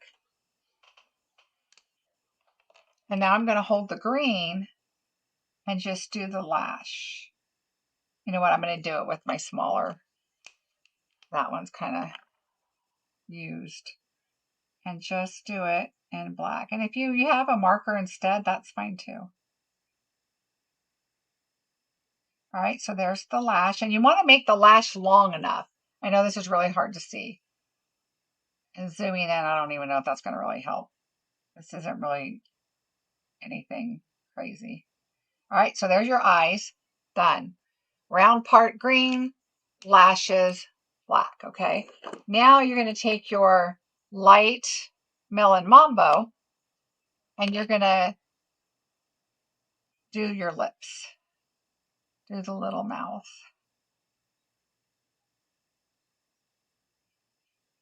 There we go. All right, so there's the mouth. Done. Okay, so we're going to add the eyes. Now remember, when you add the eyes, you got to think about how you're going to add them on there. Okay, we're going to use glue, obviously, but think about the positioning of them. Okay, because watch the difference. Obviously, you want to put your eyelashes up because it's a little happier face. Okay, you want to put, if you put them up, all right. If you put them closer together, you can definitely do that. If you put them down or sideways, okay, let's put the mouth on there so we can kind of get an idea of where your positioning is. So see, the importance of having a hat on is you can kind of see what you need to do and where you need to put everything. So let me just zoom in a little bit. I know it's hard to see, but put your little eyelashes upward. Okay, and then put your mouth on there. Now, if your mouth is sideways like this, it looks like she's looking to the side, right? If her eye is over here and this one's a little closer, look at what happens. Well, that looks a little weird, but it looks like her head is tilted. So just kind of play with what you're looking for. This I think this is really cute to have her little head tilting, looking that way. Okay, there's no ears, so we don't know what's going on. But if you wanted her to go straight, you definitely can do that too. I think she looks a little more feminine with her eyes closer together. This one actually looks like they're just looking straight on. Okay. And she's looking like she's looking a little sideways, which I think is cute. So I'm going to take my take your pick tool because I'm going to need to pick this up. And I'm just putting a tiny bit of glue and spreading it out right here. Because we're going to do, I'm going to put my pokey tool right here because that's where I want her little eye to go. So I'm going to pick up my glue. Okay, get my tip of it done. And I'm going to put her little eye right there. Now I'm going to hold it with that. And now I can kind of adjust. I'm going to pull her little side down a little bit. Okay. And now same thing. Oh, you don't want to throw stuff though. Same thing. I'm going to put this right between the line and the eyeball. So I know where I want her eyelash to go. All right. And we're going to put her right there. And hold it. All right. So now we just clean up with our little tip here. Our glue. There we go. Now we need a mouth. She looks so sad.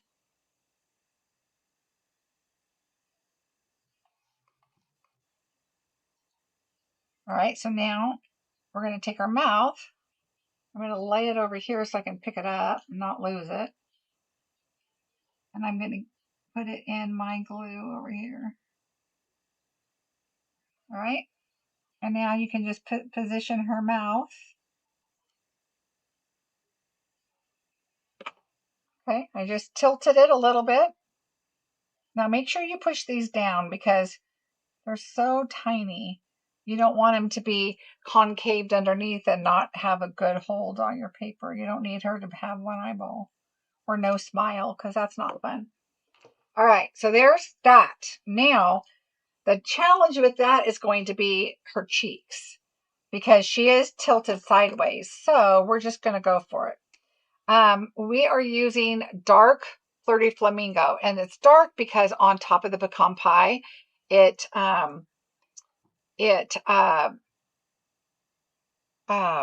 doesn't come out as dark. So if you do it light, it's hard to see. I never saw where you got your pick tool. Oh, you know what, Dolores? I'll send you a message.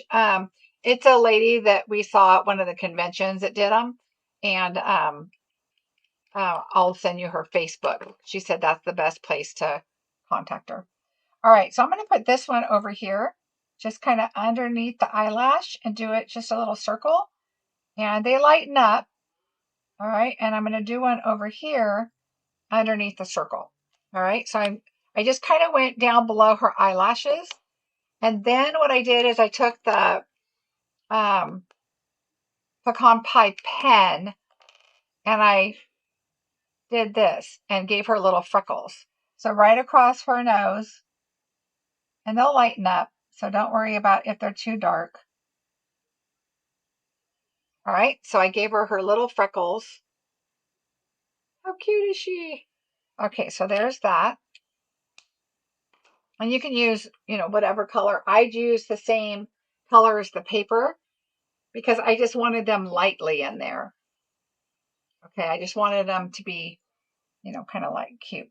All right, we're going to add dimensionals on the back of our gumdrops. And we're going to do a small one on the green up towards the top.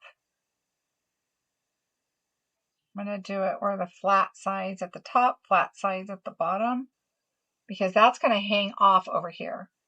This one, I'm going to do a large one, but I'm going to do it in towards the right.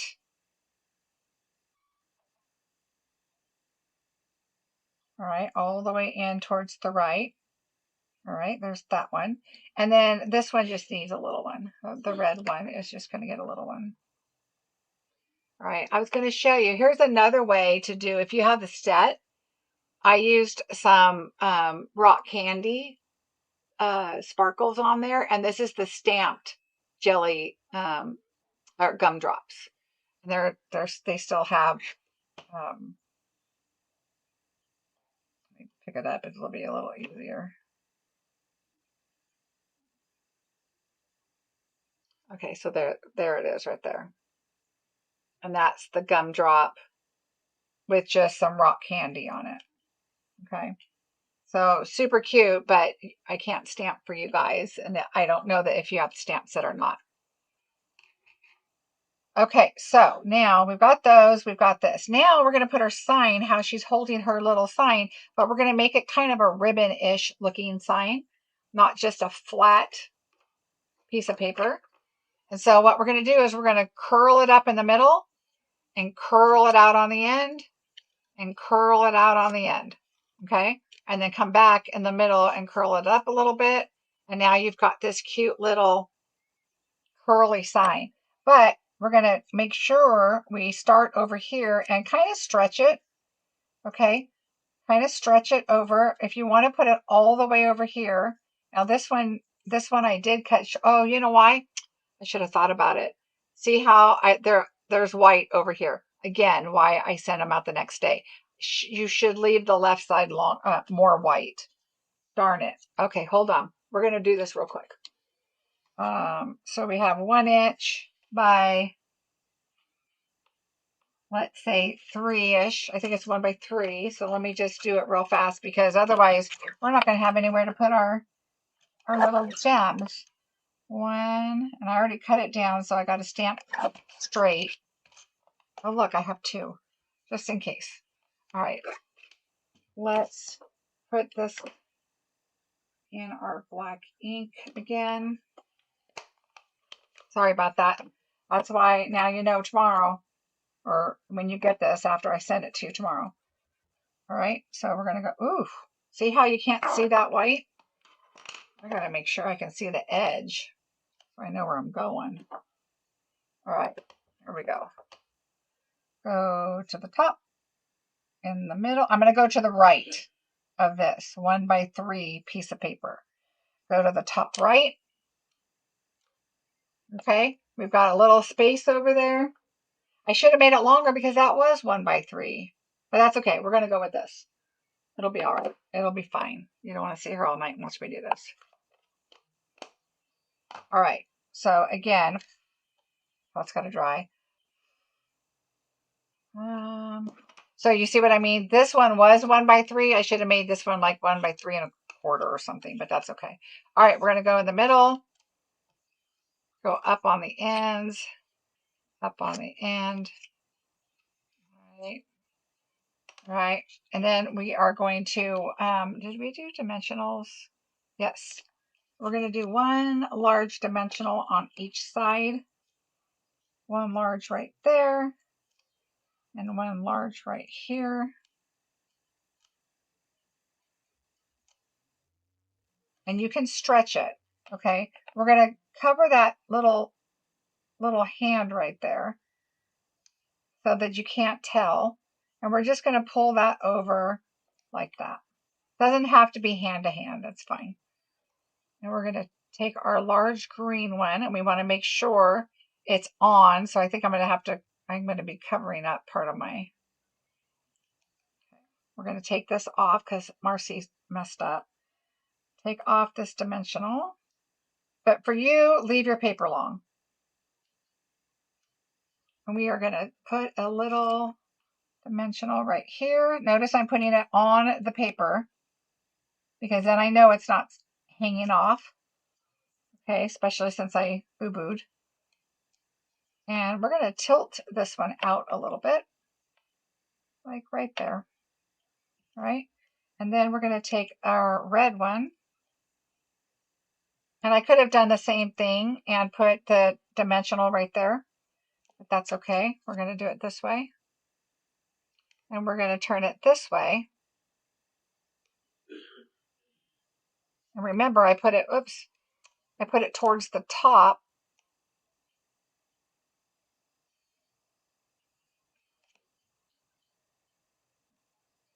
So that it's on the paper. And then this little guy, we're going to put him like that. All right, there we go. So we have the 2 different ones looking different ways, but can you imagine doing like a little boy and a little girl? I thought of doing a card with 2, but it wouldn't fit, not on the size cards we do. Let's see. No wonder your cards are so. Oh, thank you, Marilyn.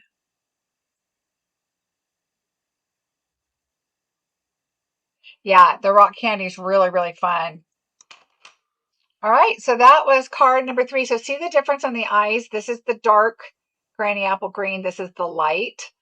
They look kind of crazy on the screen, but in person, they don't look as spooky. But yeah, but you can definitely see them a lot better on there. So, all right, there you go. That is card number 3.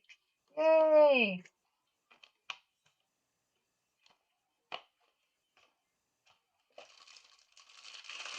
All right, we are moving on to card number 4 after bingo and another prize.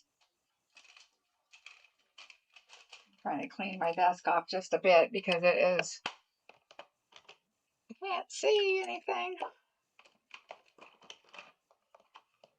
All right, there we go. All right, Good luck, everybody. Oh, I'm glad you like them.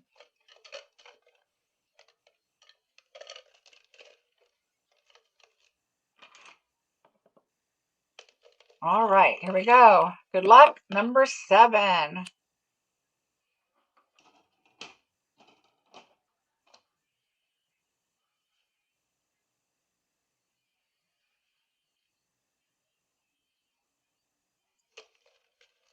Oh, thanks, Paula. Number 24.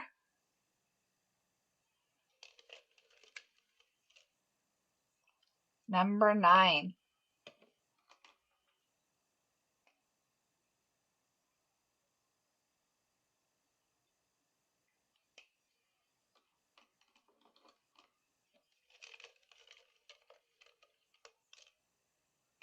Number 22.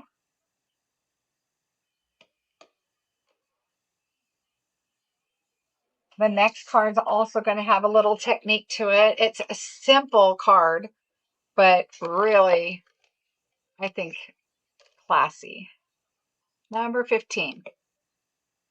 That's a 6. Oh, you're right, you guys. Sorry if you had a 9. That's a 6. Thank you so much.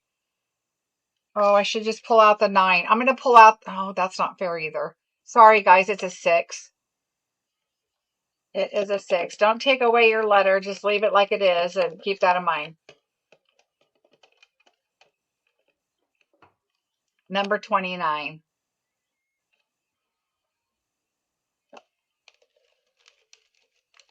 Thank you, guys. That's not the first time I've done that. Number 2.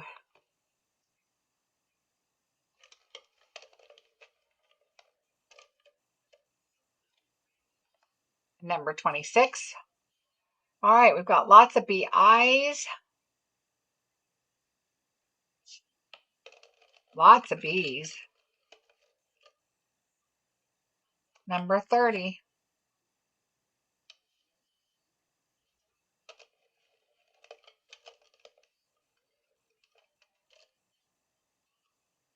Number 13. So I will get a birthday class scheduled for January, and I'll do more holiday and winter theme cards for November bingo, which is open for registration already. Number 21. Anna has BIN. Leslie has BIN. Lisa, Marilyn, Anna, Dana. Number 19.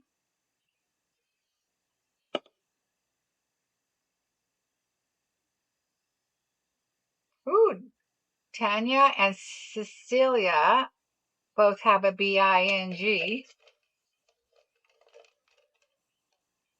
23.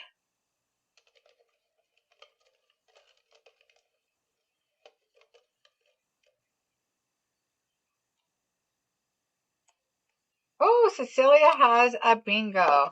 I'm going to lay this number down that I just pulled out, just in case. Cecilia.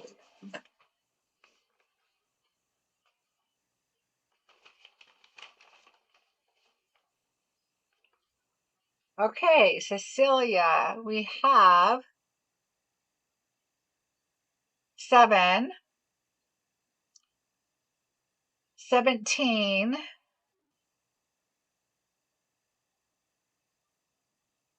'We don't have a 17, Cecilia.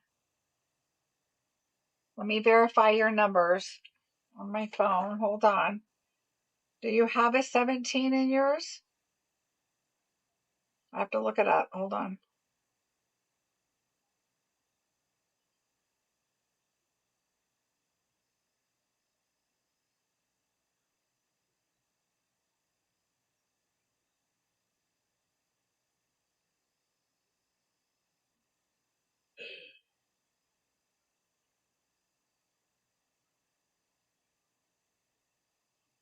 Let's see, Cecilia. Let me look. Okay, I'm looking up the bingo. Hold on 1 second. I got to look on my phone and pull it up.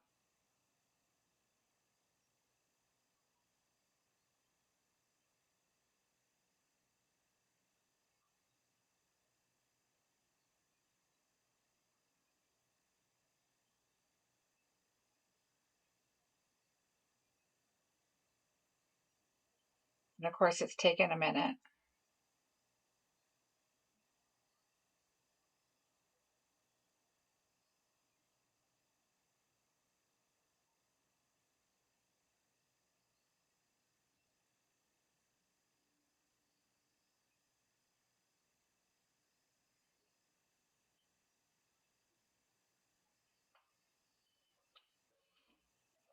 It's spinning around and around. I don't know why tonight. All right, let me try something else here.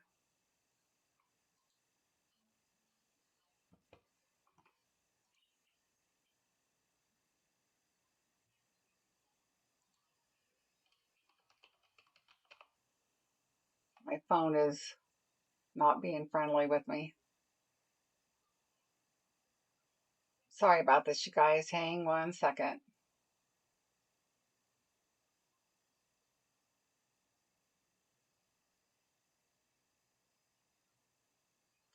All right, October.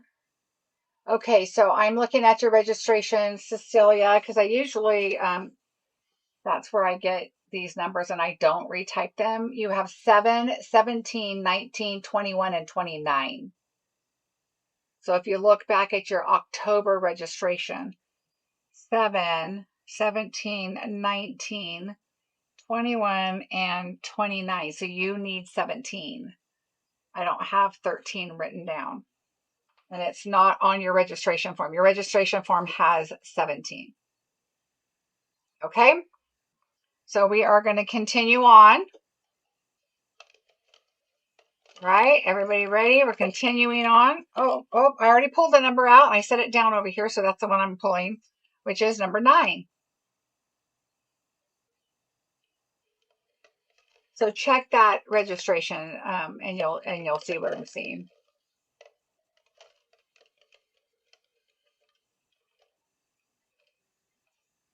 Number 18.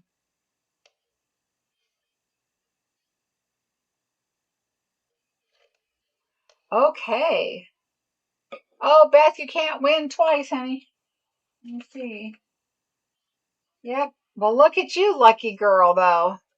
Oh, you said Cecilia has bingo. Yeah, you need to pull your bar forward and get caught up, Beth, because we've already passed that. All right, next number, 25. Tanya has bingo.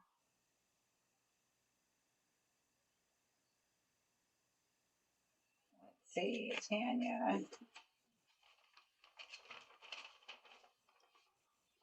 All right, we have 13, 18, 24, 29, and 30. That is a good bingo, Tanya. Oh, and Dana. Okay, so Tanya won bingo. Number 3. And then Dana has 6, 9, 15, 25, and 30. So Dana, you get a consolation prize unless you would like to forfeit that and continue on for the next bingo. So just let me know what you would like to do.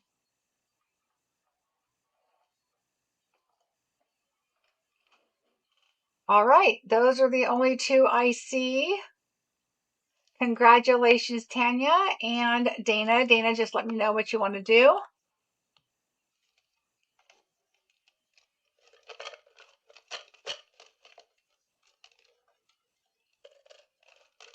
Yay, congratulations. All right, so now we get to do another drawing. Woohoo! Woohoo! Let's see. Let's do. This one is going to be, I will continue for the next bingo. Okay, gotcha.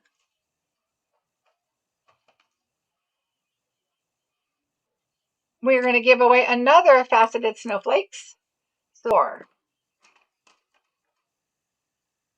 we are going to be making this card, which I really like. And it's this one. A little bit of technique going to happen in this one. This is also in the Merry Christmas stamp. I was telling you guys I write little notes down. This one right here has white Merry Christmas, third banner in real red, second banner in. So that's kind of where it tells me, so I know which ones to use. And then that's what I hold it over here. That is how I know which one I'm going to do. So, all right. So here is project number 4. So be careful when you open this. You have your gems inside. All right. So pull that out carefully. And there is our bow. We have our 2 little pine cones. Okay. All right, let's move that. Here's our gems. Okay, on the inside,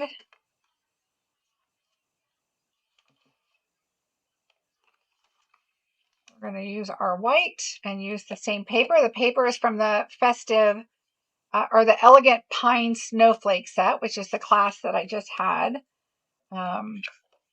There still are a few of those left too. And where did my seal go? Oh. All right, we're going to put this inside our card. I loved that class. It was so much fun. And when I saw this this paper, I was like, ooh, I want to do something with it. So I decided we're going to make it a background with something big. And of course, the Merry Christmas is perfect. I love the Merry Christmas stamp. All right, we're going to add, I'm going to use glue on this so I can wiggle it around a little bit.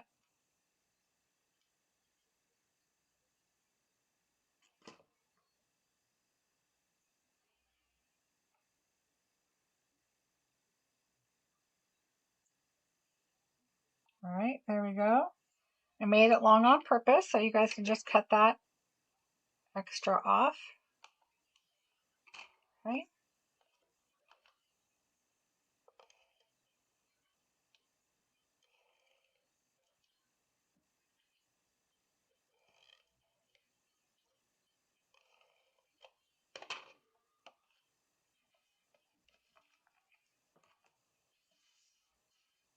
And just adhere this to your real red. So Christmassy, but so elegant. All right, we're going to add this on the inside.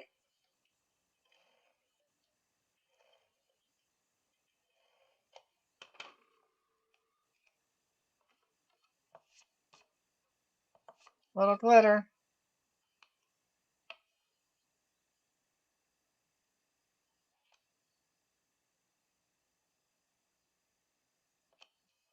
All right, so there's the inside. We'll set that aside, and now let's bring in our large. Looks like I have a fingerprint or something on there. There we go. All right, so now we're going to bring in shaded spruce. It has a lot of greens to it in the paper, and I thought just the shaded spruce is such a beautiful green, and I love it with real red, so we decided let's use this.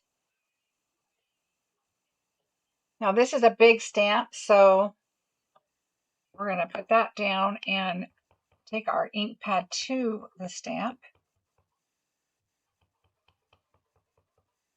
All right, it pretty much covers this whole area. So I look at the C and the S. I'm going to put that straight on my grid right there. Whenever I stop and do that, I have to ink it again. I don't like when it starts to lose the color. And then I'm going to do the C and the S right in those corners. So right here where that corner is, right there is where I do both of those. All right. There we go. There is that.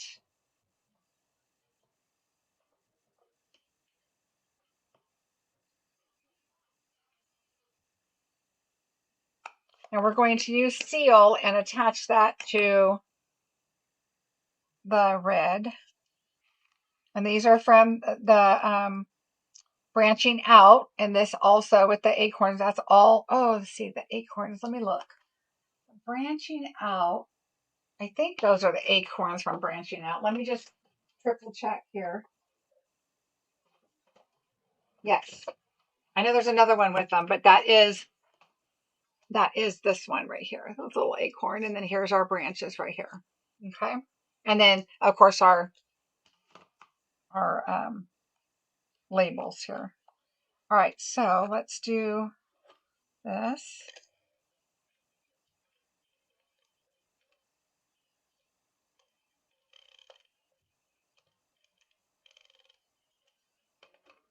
All right, so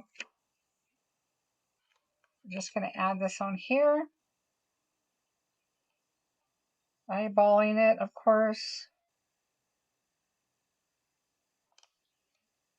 All right, there we go. That's done, and we're going to add dimensionals on that.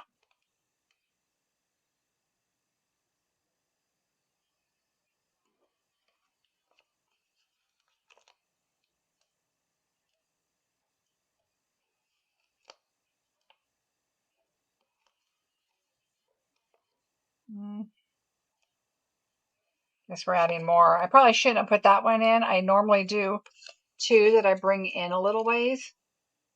So, all right, we're going to add a lot. All right, so there's that. We can set that aside. Let's do our panels on the front. Okay, this is the paper we're using.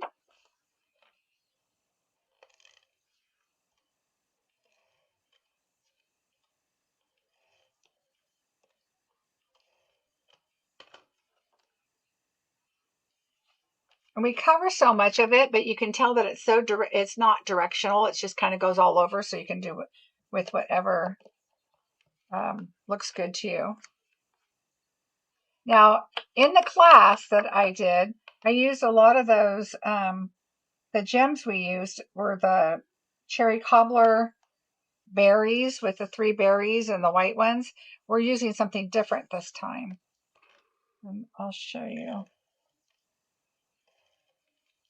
I kind of thought like a dew of water kind of looks kind of cool, right? So let's bring our card base in.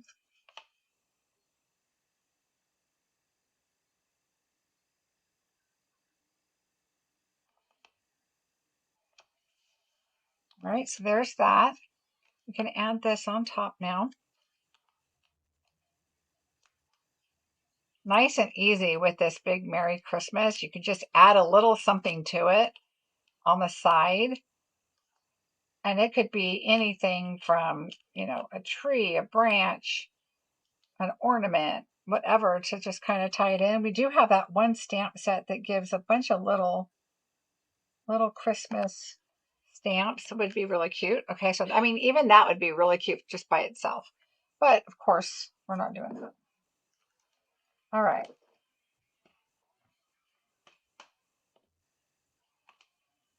Now we're going to color our branch.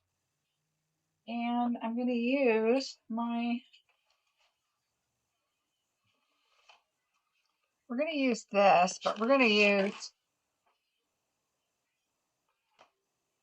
a silicone mat underneath it because we're going to get a little messy. All right, so let's move all those things over to the side.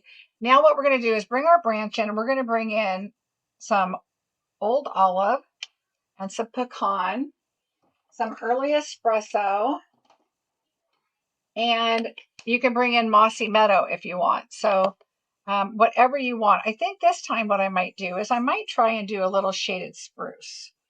See what we think about that. So we've got these browns. Let's do shaded spruce and old olive and see what we think about that. I know it sounds weird. I'm going to zoom out just a little bit because, well, no, maybe not. You don't need to see the ink pads. You really just need to see this. You kind of want to be closer.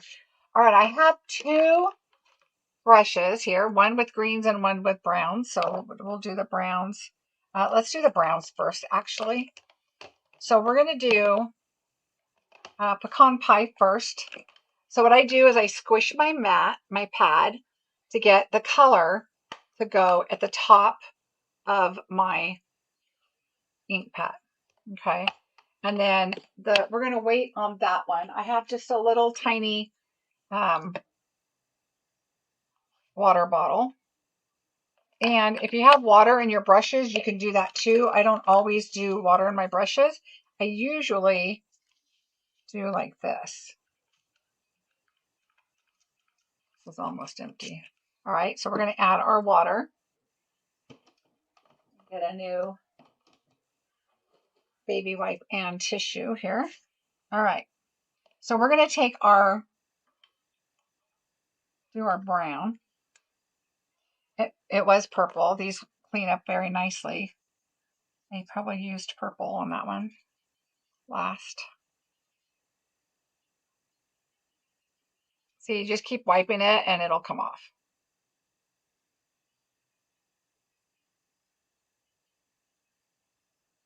See? All right, so now I'm going to do more water because I stuck my purple in there.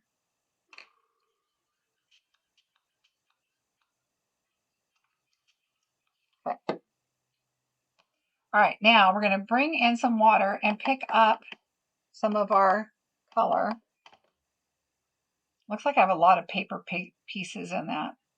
It's probably I did some brushing on that. All right, we're going to turn this and just do our stem. Okay, we're just going to watercolor it. So you want to make sure you have water.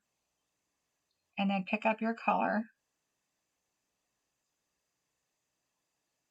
And you're going to go over it and over it. Like that's a little bit of water right there. So I can keep going with this and add a little bit more. But remember, this is not paper colored, watercolor paper. All right, this is just regular white, basic white. So you don't want to get it saturated. You can let it dry and go over it again, but you just don't want to do too much. And I am, okay with that. Okay, so get your brown on there, get it all the way up to where your leaf is starting. And you can go back over now, just pick up some and just dab it here and there so it gives it that little bit of a darker spots on it. Okay, and give it a little darker. Okay, so see how that is? All right, so you've got that. You want to make sure you get the sides. Okay, now what I did is, now remember when you close this up, it's like this, so that water or that ink stays on the bottom. And so if I'm planning on using it again anytime soon, I'll usually just leave that there. It's not a big deal. Now the early espresso, I did put some on there too. So now you don't really have to wipe it off too much. It's brown, doesn't matter. But now I'm going to go in and I'm going to just mostly pick up ink, not too much water. And I'm just going to do some little flicks of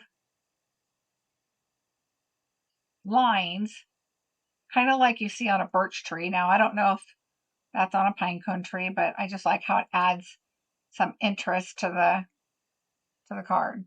Okay. And it will lighten up. Okay, so you just add a little bit of lines on there so that it just kind of looks a little more real. Now you could leave the wood lighter and you can come in with pecan pie again and do a darker pecan pie, but this will lighten up and you're covering up a lot of it anyway. So I like the detail of this. Okay, so there's that part. Now we're going to play with our leaves.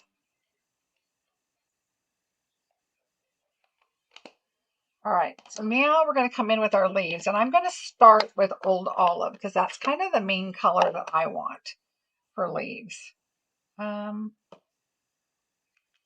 See how it looks brown now? It doesn't look purple anymore. So just make sure you wipe them off in between. This one, I think I used it for green last anyway, so, but it might have been shaded spruce, so I'm going to take a little bit of that off.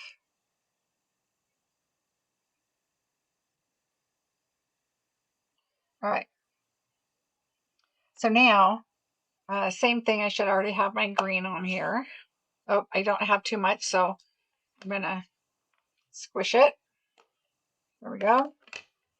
All right, so now what we're going to do is we're going to take our leaves and get some old olive in here and I'm just kind of pouncing on it. And you may end up doing the whole thing in that color, but it kind of still gives you that darker look in some spots. Okay, so I'm going to pick up more water and more paint. But again, you don't want to do too much because this is not watercolor paper. All right, so I'm going to leave those like that. Okay, now if you wanted to do a snow thing, you can do where you leave like the tips white and it'll look like there's snow on it. Okay, so I mean, that even looks really cool like it is because it does kind of look like snow. So it's whatever you want. And we can still do that, but we're going to add a little bit of shaded spruce in there. Let's see what that looks like. It could be a disaster, but we're going to go for it. All right, so we have some shaded spruce there already. And so I'm just going to come in here a little bit. And I'm just going to dab kind of where the other green was. Just so it kind of gives the look of a little bit of a green. So now you have like 2 tones of green on there. Okay, so it's just whatever you're wanting to do.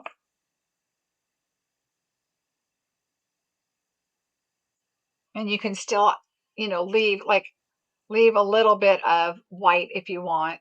It looks like snow's hanging down off of that.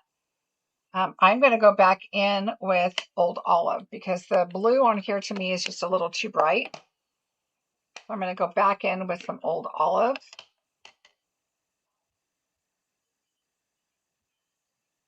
All right, so I'm going to grab some water. Again, you can dry it a little bit and then go back in. For video purposes, we're just going for it because,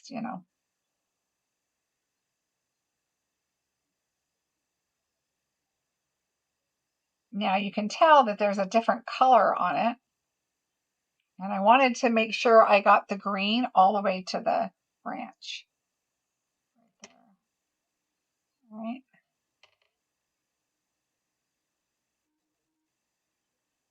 And I'm just trying to cover up where the big blue spots are and make it look a little more green.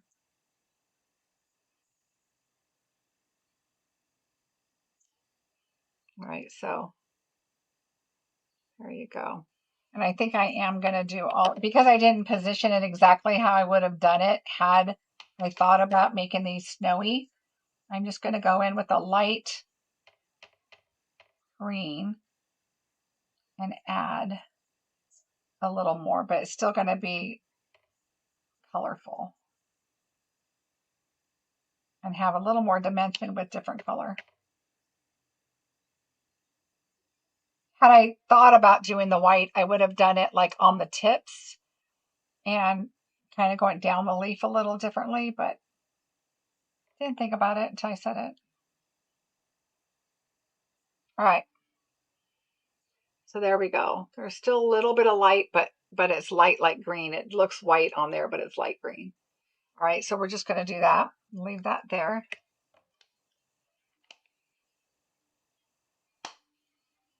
Oh, thank you, Beth. I appreciate that.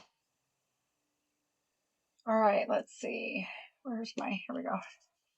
All right, we don't need that anymore. That's done. All right.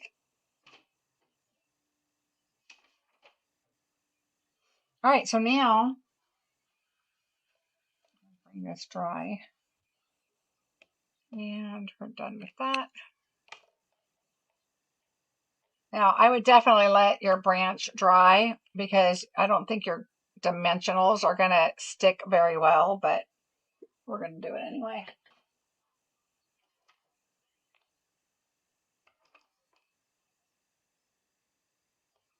So I have some half ones here. I'm going to do one right here. One half one.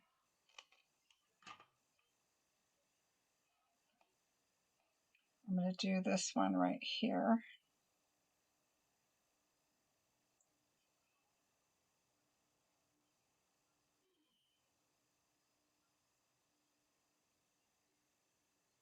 So you can tell right here where you have, oh, let's see, where you have the leaf up here that you can add like a half of one a little bit. And we'll do that one here. And the rest, I wouldn't even worry about because we're going to tuck in our pine cones. So on our pine cones, we're going to add, I just do it on the bottom third. We're going to add those there. All right. I'll bring in our card.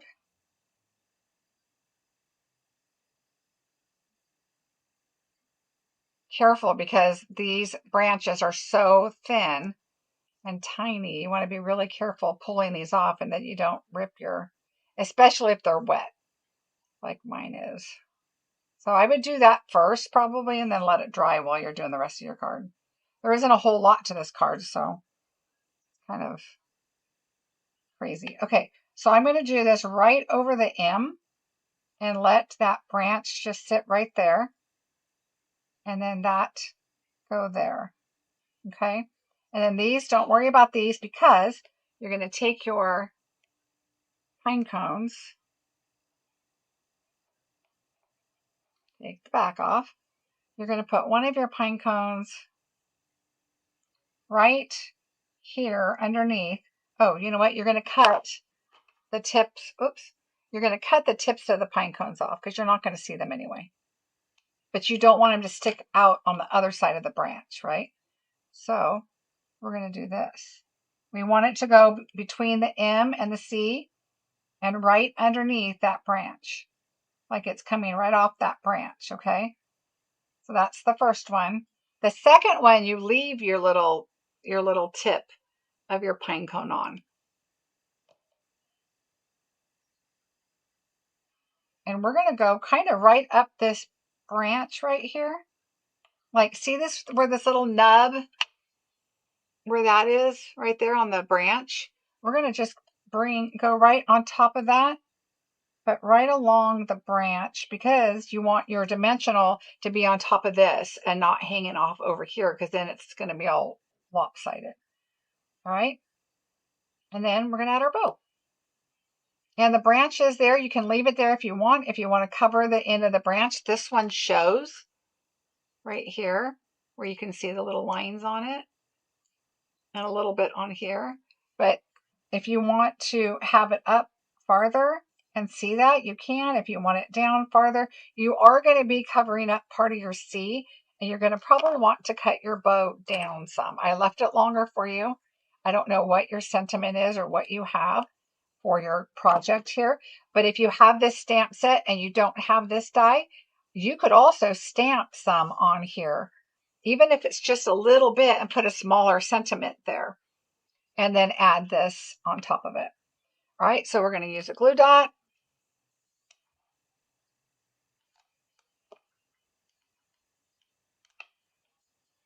And of course, we're going to use some glue.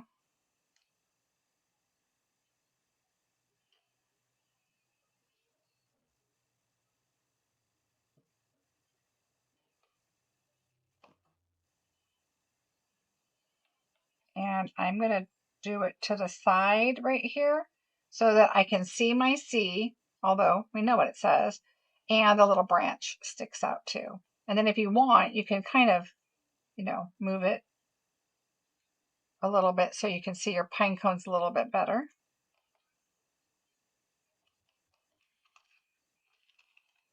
All right, so the gems I used on here are the frosted iridescent dies. I thought these would be so pretty on there. They kind of look like water droplets. So bring in those. And they're all three the same size. So I just did one here one here. And then I took the last one and I just put it in between up here. Just kind of nested inside where the branches are.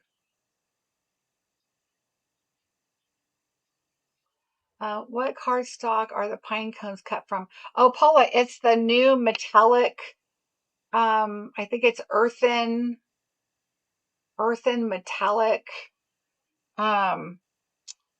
foil paper. So I think it's called earthen metallic, I believe is what it's called. All right, so that is where those are from. Again, glue everywhere. All right, we have another bingo. I have 2 more prizes to give away.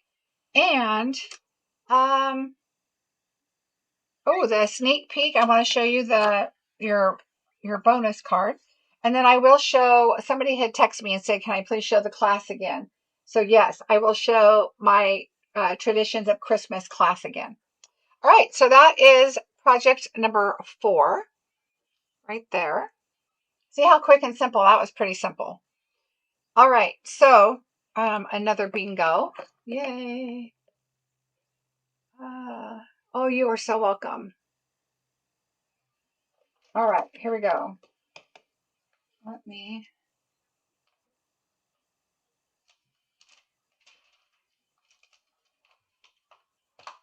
All right, here we go. Bingo number. Thank you, Margie. Number 4. Here we go. Number 14.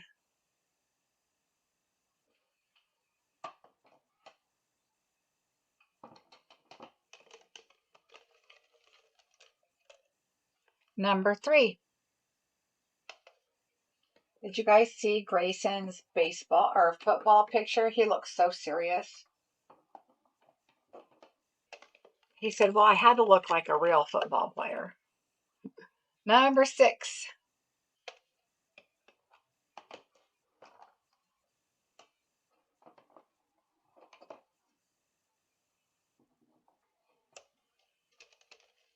All right, lots of bees. Number 1.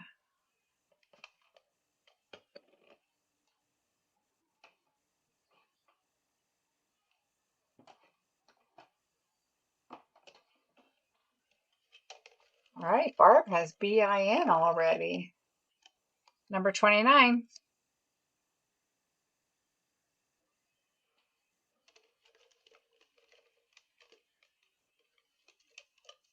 Number 20.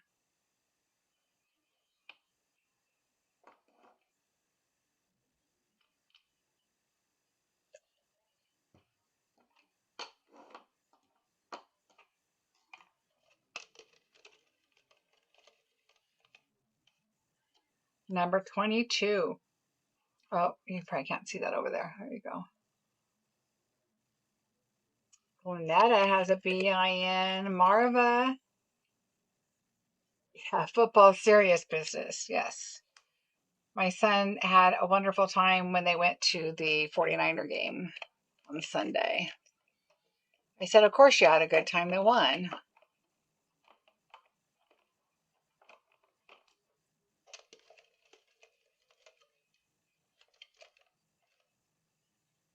Number 25.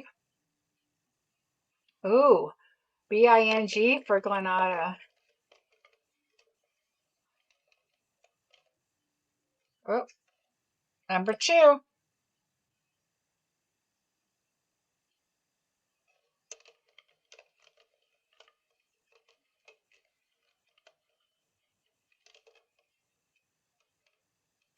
you please find my numbers in the bucket? Oh, all right, Anna. I'm going to go to the very bottom one. 18. All right, we've got some BINs going. 24. 24.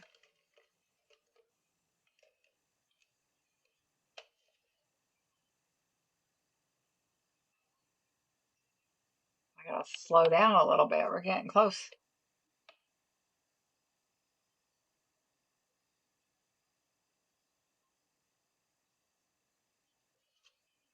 Number 23.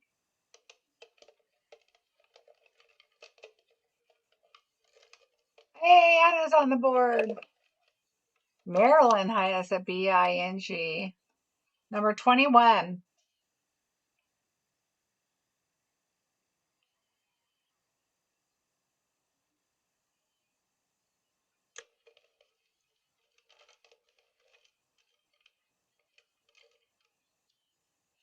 Barb has a B-I-N-G. Number 7.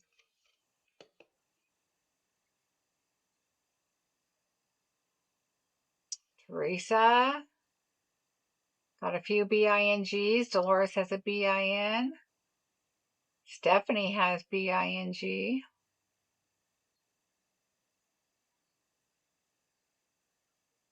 Oh, Barb has a bingo. Let's take a look.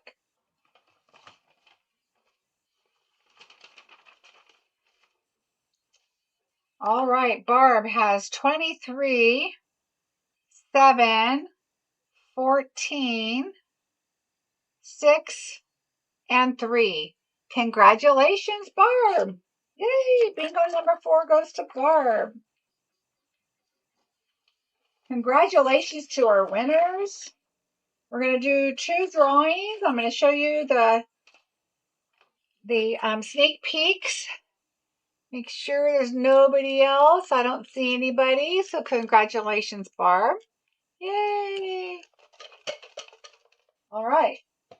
So let's see. We have, okay, so here is the card for your bonus. So I'll be doing a video on this card. So here you go. Ready?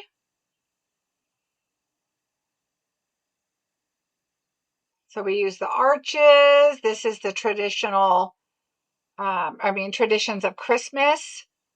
Sweet. I had so much fun creating this class that I was like, oh, I didn't do the inside of this one, but you guys have an inside. So there we go. So you'll get this and it'll say bonus project on it. Okay. So that will be your thank you card is a bonus from me.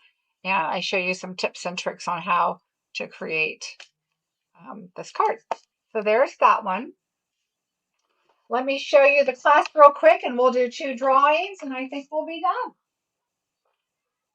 So again, really quickly, I'm going to go fast on this one, but here is the traditions of Christmas class. I already emailed out the PDF and the video link for those that have purchased it, but it is still available. There's a link below and a link on my blog, but this would be project number 1. This is project number 2, and it says who I cased them from, if it was a design I cased and everything on the blog. This is number 3. Okay, that's number 3. Oh, here, let me scooch out a bit here.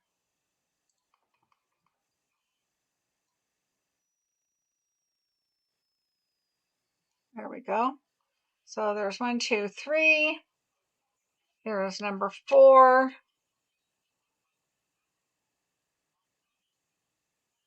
And then here will be number 5, which I will also be doing. You'll get all the directions and everything for this in class, and I will provide an envelope because it is a different sized card. Okay, so those are the projects for my class, and that is available to purchase. There's a link below, and on my blog it's Traditions of Christmas. That is what this class is. All right, so we have 2 more prizes.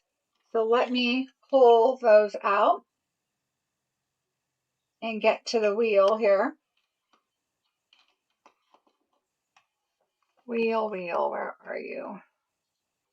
There we go. Here's the wheel. Oh, I'm glad you guys like them. All right.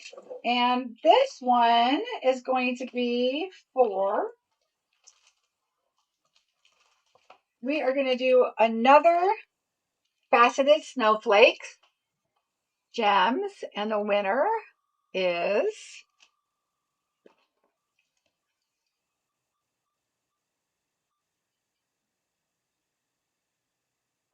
Beverly. These will be in your packet. Now the next winner, so let's remove that, is going to win a new bundle. Now this bundle is going to be for, I cannot send it out to you until November, I believe, because it is the sneak peek right now.